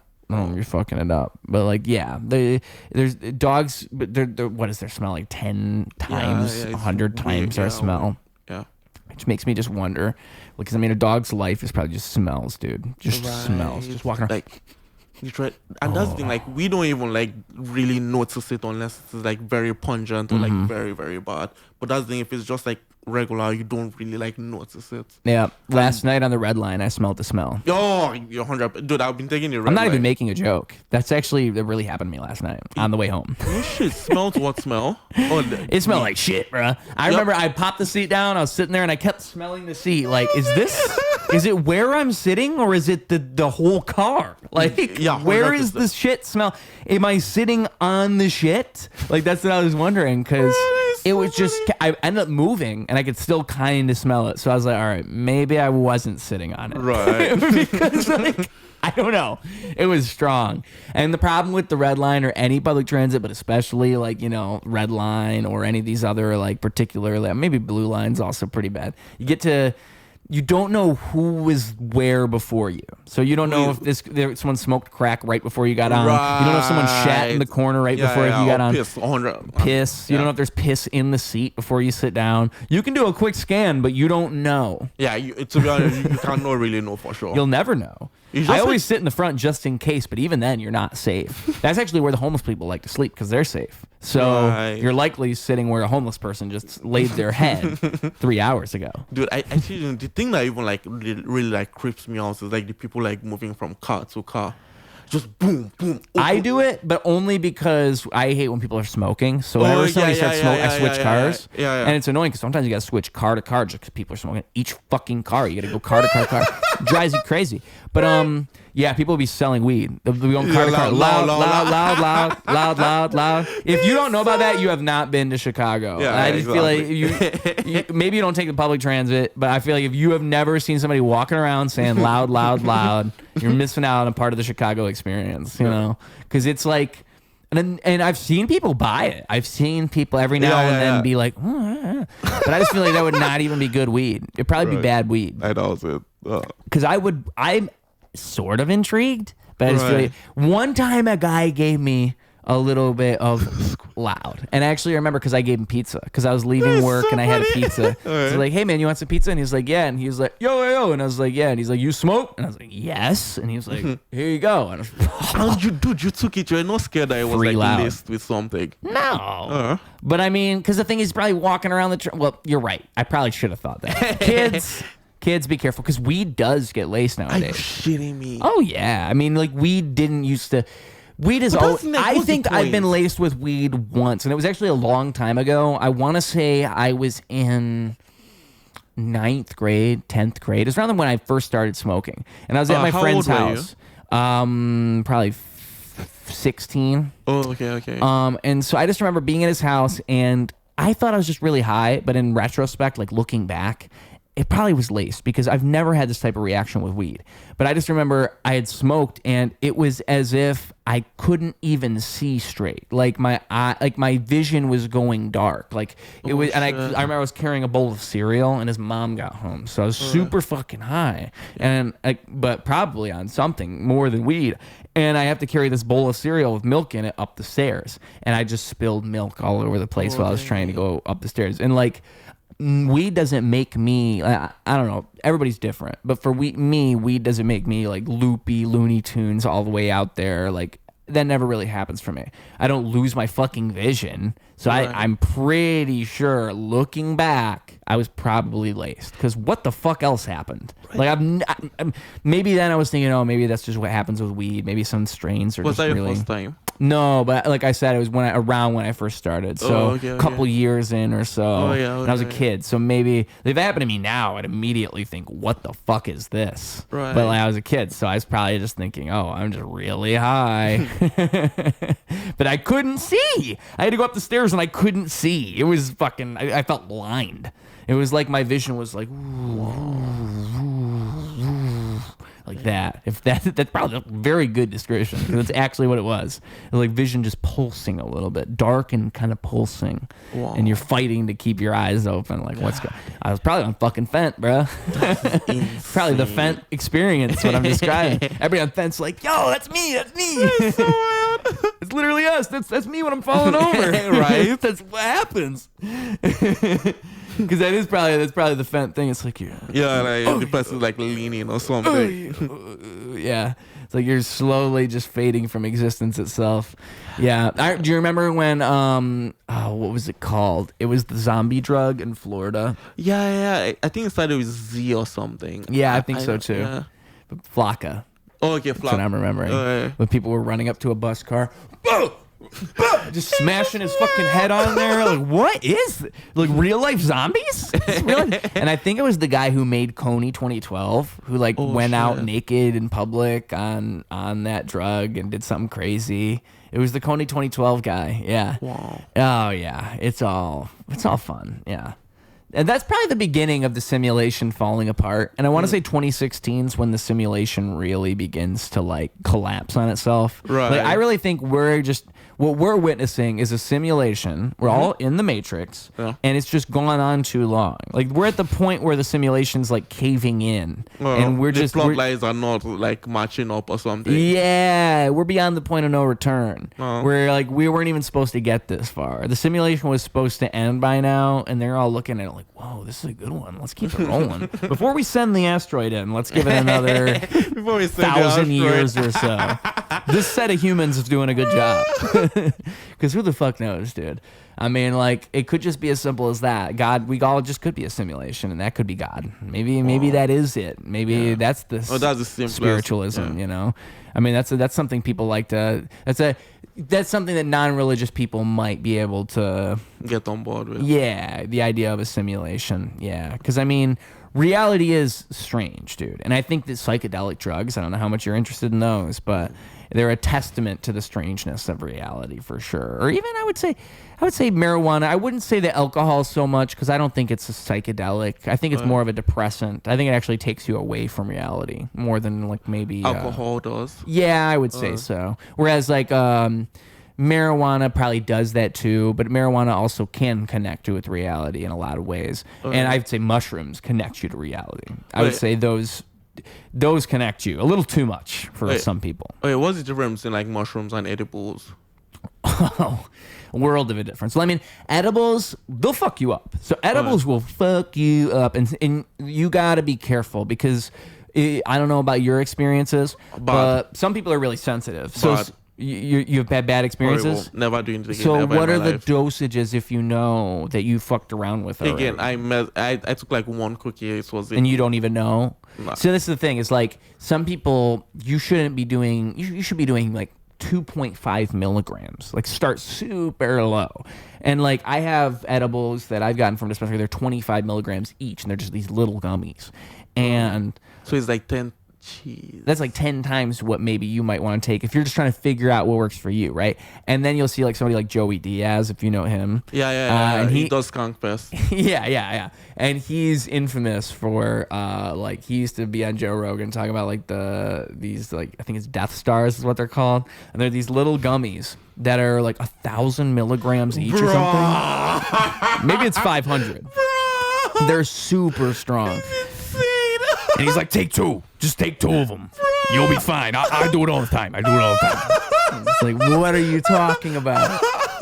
And that's because he's just built different. And so you got to be really careful when like people give you edibles or tell you about edibles because they might just be so like I can take 25 milligrams easy. Wow. My mom, she never takes edibles and she took an edible once and just threw up and it was like a light dose. I want to say it was like 5 milligrams. So that's why I would say 2.5, maybe 5, because maybe your body just reacts differently and you just need to ease yourself in. Nah, dude, I'm done with this. But mushrooms, though, Okay. whole different thing. Like, I mean, mushrooms and edibles, I wouldn't even say they're comparable because, in my opinion, I look at mushrooms religiously. I would say mushrooms have made me more religious than anything else. I mean, I would even say that psychedelics have in general because I actually started doing acid when I was younger, but that was before I discovered mushrooms, and I wish I had just found mushrooms and had a good source for that because mushrooms are really what I was looking for all along, in my opinion. I think that what they do so well, and it's interesting now because we're at a point where you have them kind of being destigmatized the same way that it's happened with marijuana over the years, where that and then MDMA, you have studies coming out that it cures PTSD, that like people with these experiences they'll have with MDMA and mushrooms and psilocybin. Ecstasy. Yeah, ecstasy. Or Molly, as some people might know right. it, that it helps with their PTSD and their trauma and all this stuff because a lot of it's about neurogenesis and it's about recontextualizing things. That's what a trip will do. That's what ego death is with mushrooms. It's like letting go of your ego.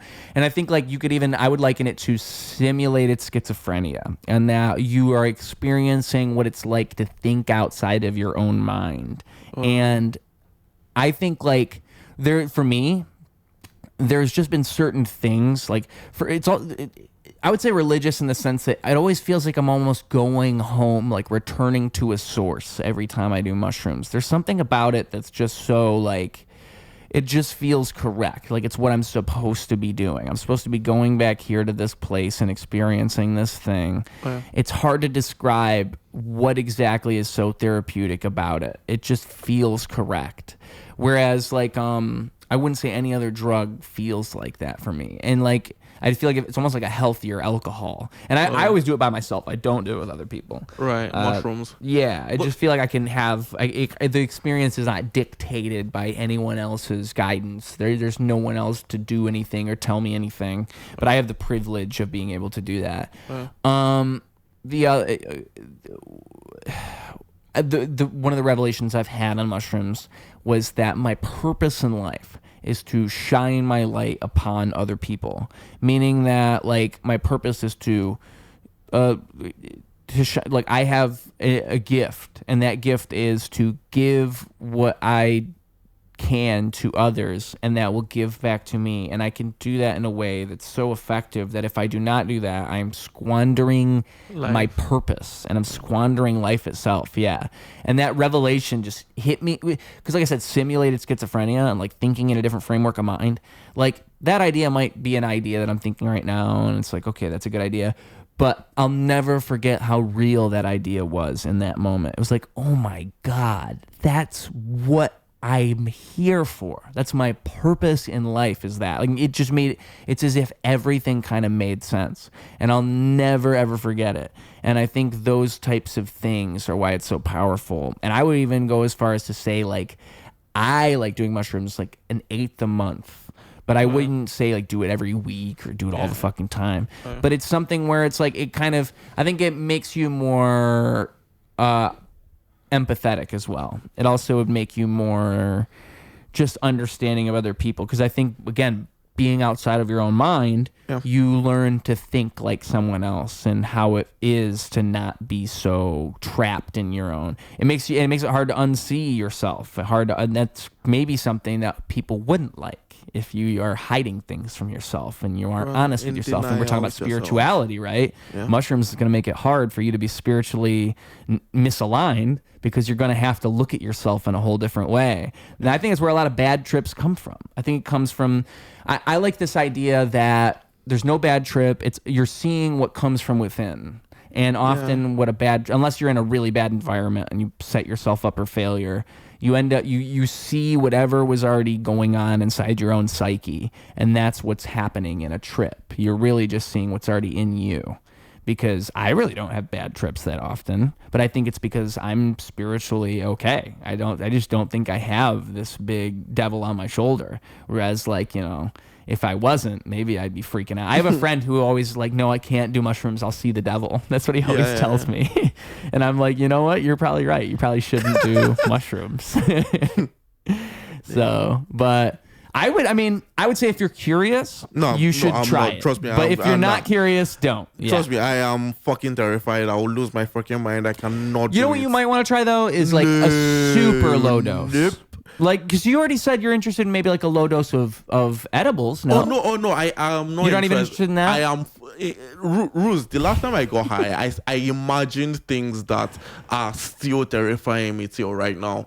Dude, I got high and I legitimately ended up in the ER. Oh no, Femi. I am dead ass. Don't do it, Femi. I am dead ass. I legitimately ended up in the ER because this is what happened. I didn't know this was who I was talking to. You should have said that to me as I was saying. You should have said like I get high and I go to the ER. That would have been a great thing to tell me 20 minutes ago. It was insane. It's like, mushrooms are amazing. Mushrooms are great. You're like, yeah, I could never do that. I was so fucking terrified because I did it. I was in New York. I was alone in my hotel because I was bored. I was like, fuck it. I don't have anything to do. I have time to kill. I got so high. I looked high out. How? Weed? No, edible. Oh, okay. The cookie. Yeah. This is the aforementioned cookie. Yeah. Okay. Dude, I should, I went to the window. I wanted to like just look out the window and like something like behind me just told me jump. And I legitimately almost did it, and I snapped back to reality. I was like, fuck, I need to go to the ER right now because I'm like crazy to be fucking high. You thought about jumping? No, I legitimately thought I was going to do it because I was alone and I was on like the 10th floor. And I legitimately... And you're just so high, you're like, but I could. Ruse, I have demons. And I was just like, I cannot be alone. I legitimately could not be alone. You are what those commercials are where it's like, weed is a bad drug. Definitely. Like, it's about you. It's definitely me. Like, I can't do it.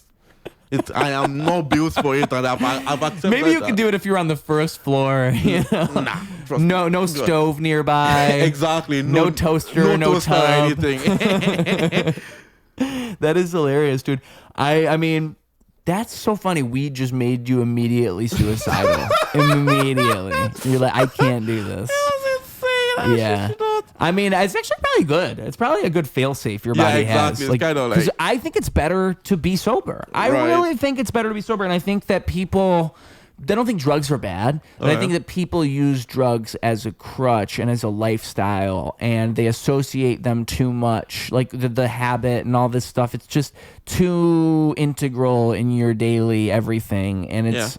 And I'm a victim of it myself, and I think that it's better just to never do it. It's better to stay sober and to never do it, and those people are better off. And you can talk shit about sober people all you want. People are always like, "Oh, well, how boring! It must be so boring." I like when I'm sober. I mean, like I fucking dude. My problem is I'm always going through a roller coaster ride of smoking weed and not smoking weed. And like I love mushrooms, but mushrooms are better when I'm not smoking weed. Truly, because like. When I'm in a period of not smoking weed, I sleep better and I feel more connected to reality. Truly, I feel like I'm more, because I mean, literally I am, obviously, but I just feel like, I don't know, just like more spiritually aligned. Like I almost just feel like I'm more alive in a sense. And then you throw mushrooms on top of that, and I feel like it's just so much more effective. Whereas like I feel like when you do something like a mushrooms and you're under this like sheen of marijuana, you're seeing everything through this weed haze. And people who smoke weed all the time see through this weed haze. And you never, if you never break away from that, you never see outside of it. And same thing with alcohol. You know, you drink alcohol all the time, you see through alcohol. You never see the world outside of it as a sober person. And sober you is different than high you, no matter how you want to put it, no matter what you want to tell yourself. Maybe high you is super cool. Maybe high you is way cooler than other high guy, but still, high you is not sober you. And sober me can do things high me can't do. And I hate to admit that. Because I love getting high. I love smoking weed. Right. Weed's my favorite, one of my favorite things in the whole world. If I could marry weed, I probably would. And it's, I hate to admit it, but also I've thought like I would never want to be a Snoop Dogg, where it's like I never want to put weed in my brand, because I'd want to be able to stop smoking. I never want to tell people, oh, you smoke weed's cool. I don't give a fuck. I don't think it's cool or not cool. I just think it's a thing that I like to do. But I would never want to like, I just don't know. I just like, to me, it's weird that there's even such a stigma around it and all that exists. And I also hate that people who smoke weed can't admit that it's not great for you in every single way. That's how weed smokers are. Oh, dude, like, you just fucking, it's the best thing ever. You just hate weed. Like I've seen people say like, I quit weed, and whenever I quit weed, I feel sick. It's like, you know, like, like you need a methadone or something. Well, it's like withdrawal. Like there's withdrawal symptoms. Like they're saying there's withdrawal symptoms from something, like I get insomnia. And then people say like, oh no, that's just what the weed was helping you from. And it's like, no, dude, you're just a chronic weed smoker who just can't admit you stop smoking weed and stuff changes, because there is a physical dependency your body gets from weed. I mean, for me, it was what really blew my mind when I first stopped smoking, and I slept so much better, because that's like really the thing that if that doesn't sell you, nothing's going to sell you, because sleeping's so important. I mean, like you sleep well for a few nights in a row, especially the older you get. It's so valuable. And stuff like alcohol, stuff like weed, caffeine even. If you cut out caffeine, if you don't smoke, you don't drink, try cutting out caffeine for a day or two and see how that goes. Like, all these things affect your sleep cycle so much. And you would be blown away if you just have those in your daily routine and you cut one of them out. Because for me, it was night and day, no pun intended. It was so crazy just how I felt. I couldn't believe it. And it makes me not want to smoke weed every time I think about it. Just how much better I'll sleep. Because I think dreams are spiritual. You know, I really do think that dreams are proof that you are greater than the existence that you have in your waking life, and that there is a subconscious realm that exists somewhere, and your brain it's not as if it exists outside of your mind, but there is something that is happening within your mind that we cannot comprehend, and it is subconscious. Like, that's what dreams are, and we haven't even understood them as anything like that until the last 200 years have we even studied dreams and known anything about them. So to me, it's just an endless foundation of interesting. It's just interesting. Like, who knows what dreams really are? And so I think that it's your brain telling you things. One thing that always blows my mind if I don't smoke is I'll have dreams where I remember people's names from like childhood, and I'll be like, oh my God, I remember their first and last name, and I haven't thought of this person in 15 years. And that's the type of thing where I think your dreams are just your subconscious running through everything in your subconscious, and just mixing and matching, and it's trying to tell you something. I wouldn't agree that like those dream Bibles where it says like, oh, a tornado means this and this, but I do think it's like a movie where it's a metaphor. Like it's a dream as a metaphor where your brain's trying to tell you something, and it's up to you to interpret what the dream is. I don't know if you've ever had any crazy dreams. I've had some pretty wild dreams. I mean, dude. But that's the thing with dreams. You most of the time, like, you don't remember it unless if you're actively very, very, what's the word? If you actively try to remember it. Well, so they say that what is it? What's the term called? I was gonna say livid dreaming, but it's not that. But something like that. Lucid dreaming. Yeah. and that's when you can control your dream. And I've been able to do it every now and then, where it's no like, shit. oh shit, I'm in a dream. I'm gonna do Like this. you know you're in a dream. Yeah, like I remember once I was like, I'm gonna fly. I'm in a dream. Wow. I must be in a dream. I'm gonna jump and see if I can fly. But it's like they say you can train that by writing down your dreams and by writing them down immediately. My problem is like in the morning I want to do other things. I don't want to be. It takes forever to type out dreams. But dude, I want to give you an example of how crazy my dreams are because I've typed out some of my dreams and I really want to give you a good one. So let me see if I can find the one where there's a plane involved. Dang. So let's see if I can find that one. Plane. I typed in plane. This is Planet Fitness. Nope, that's too long ago. Maybe I type in Loyola because I remember Loyola was involved. Or I mean, it's like down the street from you, so. All right, I'm about to find it. This is a dream I had on Christmas. I had it the night before. Last year?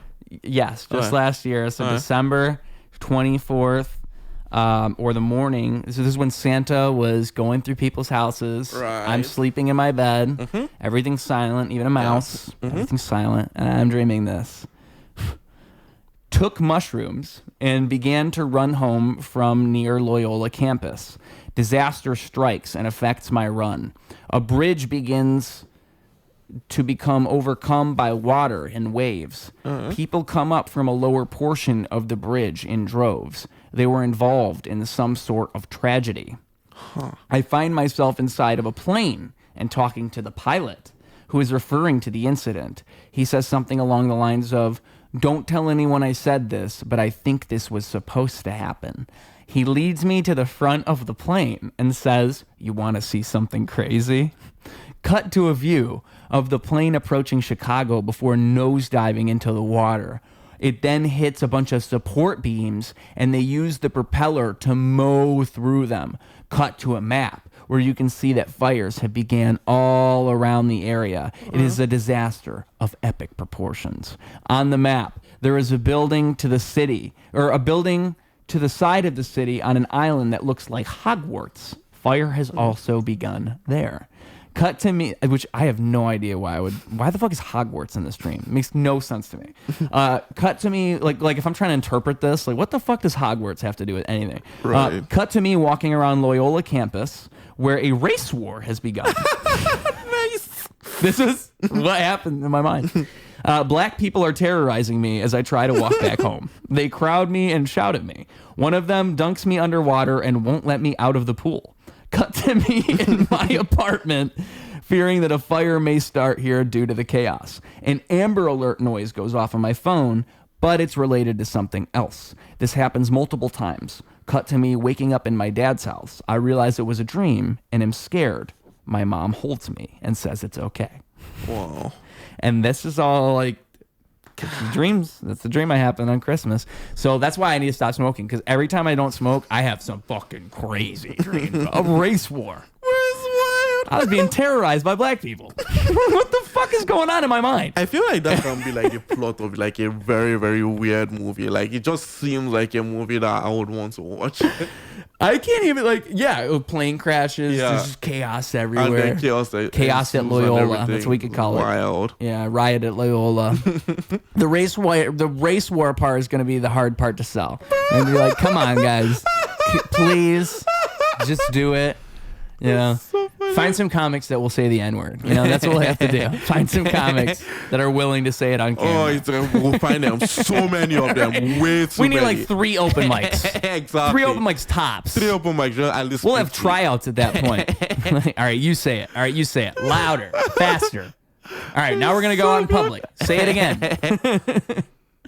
Yeah, dude. Do you have a time limit or anything here? I don't know what your time's looking like. You tell me.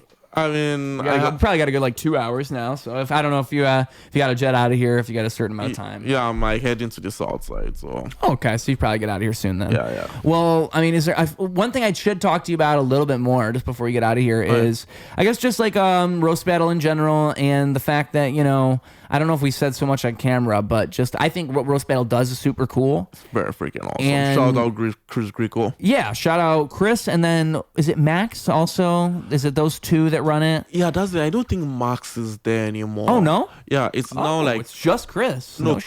Chris and Courtney Peterson. Chris and Courtney. It's just those two. Yeah, and Max was phased out because when Courtney came in, it was the three of them.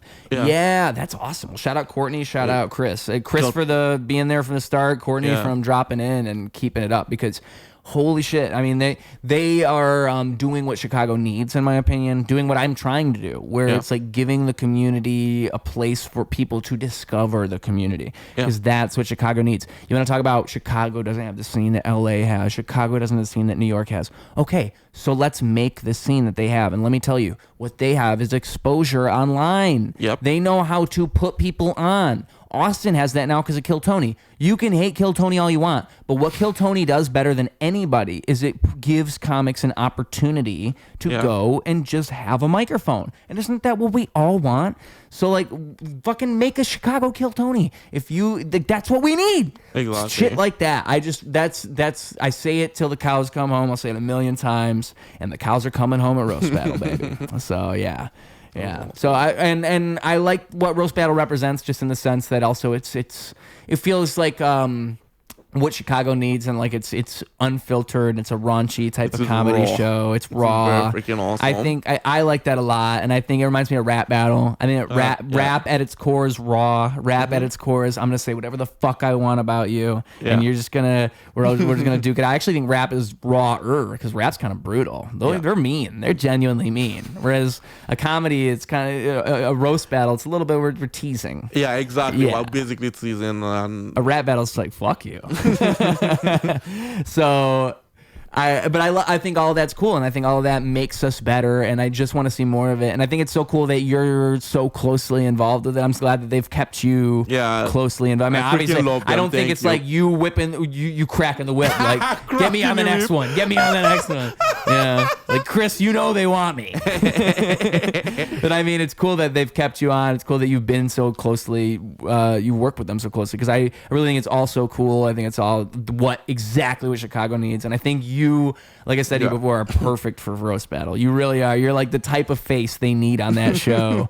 And I say that with like I should say while I have you here, I genuinely think you're just very funny. Femi. Thank you very much. I think you're very funny. I also think you're amazing. I fucking love your music. Thank you, man. Yeah. I'll say of all the comics that like my posts, you're one of the top. You're one of the top. My best. Yeah, every time I see Femi's name on my phone, I'm like, oh, there he is. It's Femi again. And I feel like ever since I first met you, you've been very supportive, and I just want to say, man, like for real, like you're one of those people where you go up at a mic and I always know, like, all right, let's see what Femi has to say tonight. Let's see what Femi's going to say. And also, one thing I guess I should touch on that we haven't touched on at all before we really step out of here is everybody, Femi has a book on the Israel-Palestine conflict. If you want to know more about it, read Femi's book. Please buy it. Not a joke. This is not a bit. There's nothing funny about the book. It's a real book. If you want to be educated about that conflict, buy the book. Yeah, I think like when people hear this, they think we're joking and they think this is a bit. I wish you had a copy you could whip out to prove it. Yeah, I have pictures. Maybe there's a picture on screen, like, because I remember that night I first saw the book at Milo's roast. Oh yeah. I was like, oh my god, there it is. And yeah, folks, I've read. I'm one of the lucky people. No shit. Thank you so read much. Some of that Thank book. you so much. Yeah. Again, it literally means the world to me. Thank you. I mean, so much. it's cool that you wrote it before you were a comedian too. Yeah. So that's interesting. Yeah. I guess maybe you were thinking about veering off that way, huh? Yes, but that's the thing. I feel like I had the first book. I think the first one had a little bit more success than the second one. What was the first? Was it that one? And you wrote another. Oh, what was the first book? Oh, the first one was called Neo Nigeria, and basically Neo Nigeria. Neo Nigeria. Yeah. Okay. So, and basically, it's kind of like, hey, it's basically like the same idea of like, hey, why is the country bad, and how can we fix it? And I was in Nigeria by then, so it was kind of easy to like market it to people, and I knew a ton of people. So I got my money back. I got money from those books, and I feel like with the second one, it was during COVID. I was in a transition time in my life, and I just calling it just didn't do as well. Essentially, it didn't do that well. So I was just like, no. I'm gonna pee, and then we're gonna wrap up. I was gonna wait to pee, and now I have to pee so bad. Dude, again, like I totally understand. Like even It like hit me so fast. Right. I'm gonna pee myself if I wait any longer. Yeah. I drank a lot of water today. yeah, that's a good thing. Ruse, you need to drink water. Yeah, I know you guys might not be able to hear it, but his stream of pee is very strong. It shows strength, like a real man, strong manhood. Very, very cool. Aw. So, guys, leave a comment, like, subscribe. I don't know what to say to you guys. It's pretty fun. Nice. Yeah, I'm talking to the. Court, right? Oh yeah, I was trying my best. I was talking to the audience. I was like, I hey. appreciate when people do that because usually I just end up having to cut it out. Like I'll go back Okay. and it's fun when people do that because I get to go back and watch what they said. And like fucking Ruse, this guy's a weirdo. Whatever the fuck they said about me while I was gone. It's always fun for me to watch. I have no clue. I can't hear you from behind that door. Okay, well, yeah, I think so. We've had a great time, Femi. For real, thanks for being here. It's done fun. Yeah, man, a lot of fun. Well, you'll be back sometime. I was saying to you before we started too. It's kind of a surprise I haven't had you on sooner because I feel like I've had a lot of staples of the Chicago comedy scene, especially if you frequent the open mics. You know, you'll see some faces from Ruse Radio, and you're one of the few that I have not gotten on here yet. Yeah, I know. Like the planning has also been it's on whatever. me. No big deal. But just a lot of mutual friends that we have between us. So I'm glad that you're finally here, and it's awesome to have you. I think again you're super funny. So if you guys happen to be in Chicago, Femi's got a show. I'd recommend checking him out. Watch him say something racist on stage. Watch me bully him in his dreams. One of the funniest things I think I've seen, it was Jake Edgar, and I can't remember what club it was, but he's standing outside, and they've just got your voice playing on a speaker. All right. Yeah, it's like it's out of context. You just hear Femi walking by, like, "What's the problem with white women?" It's so true. I think I remember that. That was like downtown or something. Yeah. It was wild. Should I buy a white women purse? My voice for you is just, I don't even know. It's just Aladdin. My voice for you is like I'm Agrabah. I don't know. Honestly, it kind of sounds like Benjamin Netanyahu. Benjamin Netanyahu. Maybe if I practiced your voice. I did all those other voices so much better than I did your yours. Obama was so fucking good than your Trump. So my Obama, I don't. How would I do Obama? Because I almost want to go Trump immediately. So Obama, yeah, I just almost went there. So Obama, the problem with Obama is it's about pauses and you gotta breathe, you gotta think. Right. So you take your time and you're very diplomatic and you gotta be very wise and intelligent because the people that run this country, they have a lot of thinking they gotta do. Right. And you gotta believe in these people. They'll do a lot for you. And maybe you have a little lead in your wall, you chip it off, you eat a little bit of lead paint. That's all right. Actually, Obama, that's poison, and I'm not gonna give Flint any money either, but you're a loser. Yeah, you need to do the breathing in between. Oh, yeah. I always forget the breathing, but the breathing is very good. Yeah. And it's got to be like you're breathing for air, like you haven't breathed in a while. I used to do Trump a little bit wrong. I used to do it higher up here. And the thing is, you got to feel it. You got to be in there, go in and out. It's crazy. You got to feel it. And you got to let it breathe a little bit. Let it breathe. Don't be scared. Let it in. That's what Jeffrey told me. He said, don't be scared. Let it in. I never went to the island. I never went there. Maybe I did. Bad memory. I'm getting older. As the kids would say, I'm getting Joe Biden-ish. Skibbity toilet-ish. Is that what it is? Yeah, I think what Trump needs to do, my theory, is he's just got to start coming out in costumes. I think if he just starts coming out in costume, because like we were saying, he lost his kind of comedic edge. He just needs to like make it a bit. Just start coming out like dressed as a pirate. Just come out dressed as like fucking like a Halloween costume, like he's fucking Groot from. We got Minions next to him. He makes RFK Jr. dress up as a minion. And he's like, that's his thing. He just comes out as a character all the time. I think he'd win everybody back over. Ironically, literally no one would tell him not to do that. To be like, fuck yeah, it's like World War III and he's dressed up like a Native American, you know? You know, right, with the headscarf and everything. I kind of want to see it. Not going to lie. All right, well, Femi, at the end of the show, we always do two things. It's the show's obviously for 3 to 5 year olds. That's my core demographic. That's who's listening to this. It's exactly. the kids. And, I think I'm a good role model. That's what I think. And I Make think, sure you do drugs tonight. yeah, right. Talking about mushrooms are the way. And so you got to tell the kids what your piece of advice is. All right, you're going to give your nugget of knowledge to the kids, your piece of advice, your wise wisdom. We've proven we're wise. We're adults. Yeah. We're sages of the universe with something to provide to these children. You're going to give it to them. I don't know what it is. You're going to give it to them, so you might as well do that. And also the social medias, where people can find you, where they look up, the place they can see your face. They look online. Tell them where that is. Yeah. Femi, the floor is yours. All right, piece of advice. I want to say do something that scares you, but again, act with wisdom, essentially. Act with wisdom. I have done very, very stupid things in my life, things I'm not proud of, and I wish every day to have acted with greater wisdom. So act with wisdom, have fun. Act with wisdom and have fun. That's pretty much it. That's all of my advice. And my social media is, you can find me on IG. Message me. Trust me, I will message you back. I have no shame. At F3MM_EE.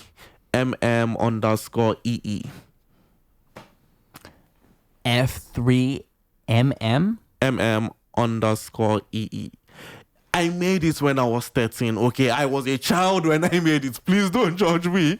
It's probably the only way Femi was available. Yeah, exactly. I most likely think. I mean, at that point in time, a bunch of people named Femi who had it already. And that's just Instagram, right? Or is it all of them? Yeah, it's just Instagram. And you're not on any other social media? I mean, the other ones are kind of boring. Like, I don't use them that much. All right, yeah. All right, man. Well, it's been awesome. And yeah. Ton of fun. Ruse, are you going to rap before? Right now? Yes. Dude, what's that song? I freaking love that song that you did. Do you want me to rap for you? Yes. Yes. I'll rap for you. Let me grab my speaker. It is this thing. What's it called? Outro. Yeah.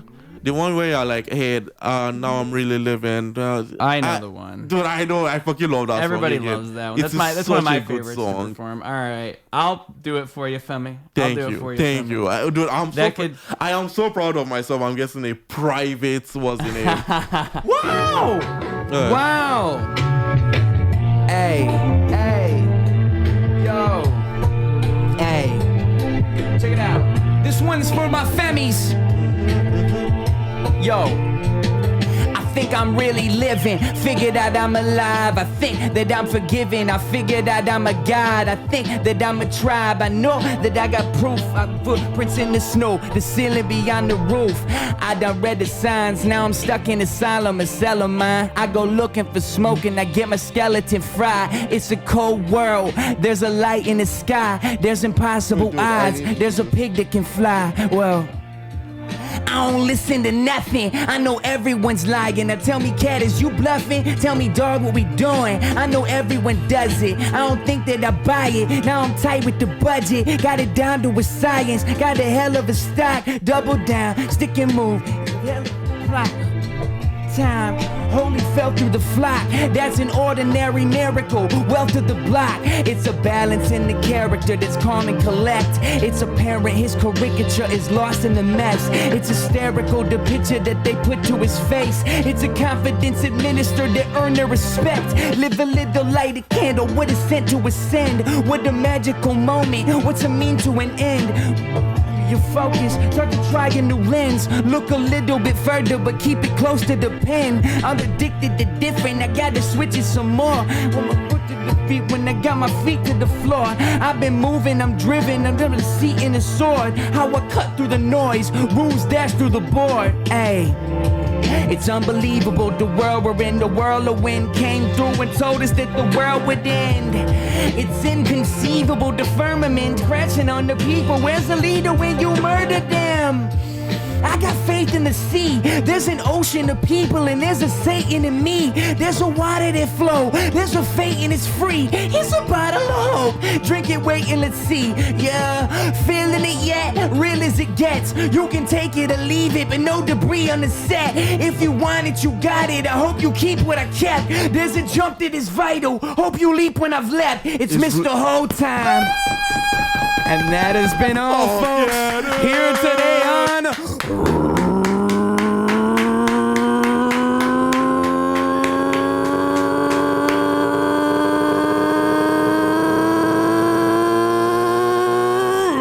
Ruse Radio.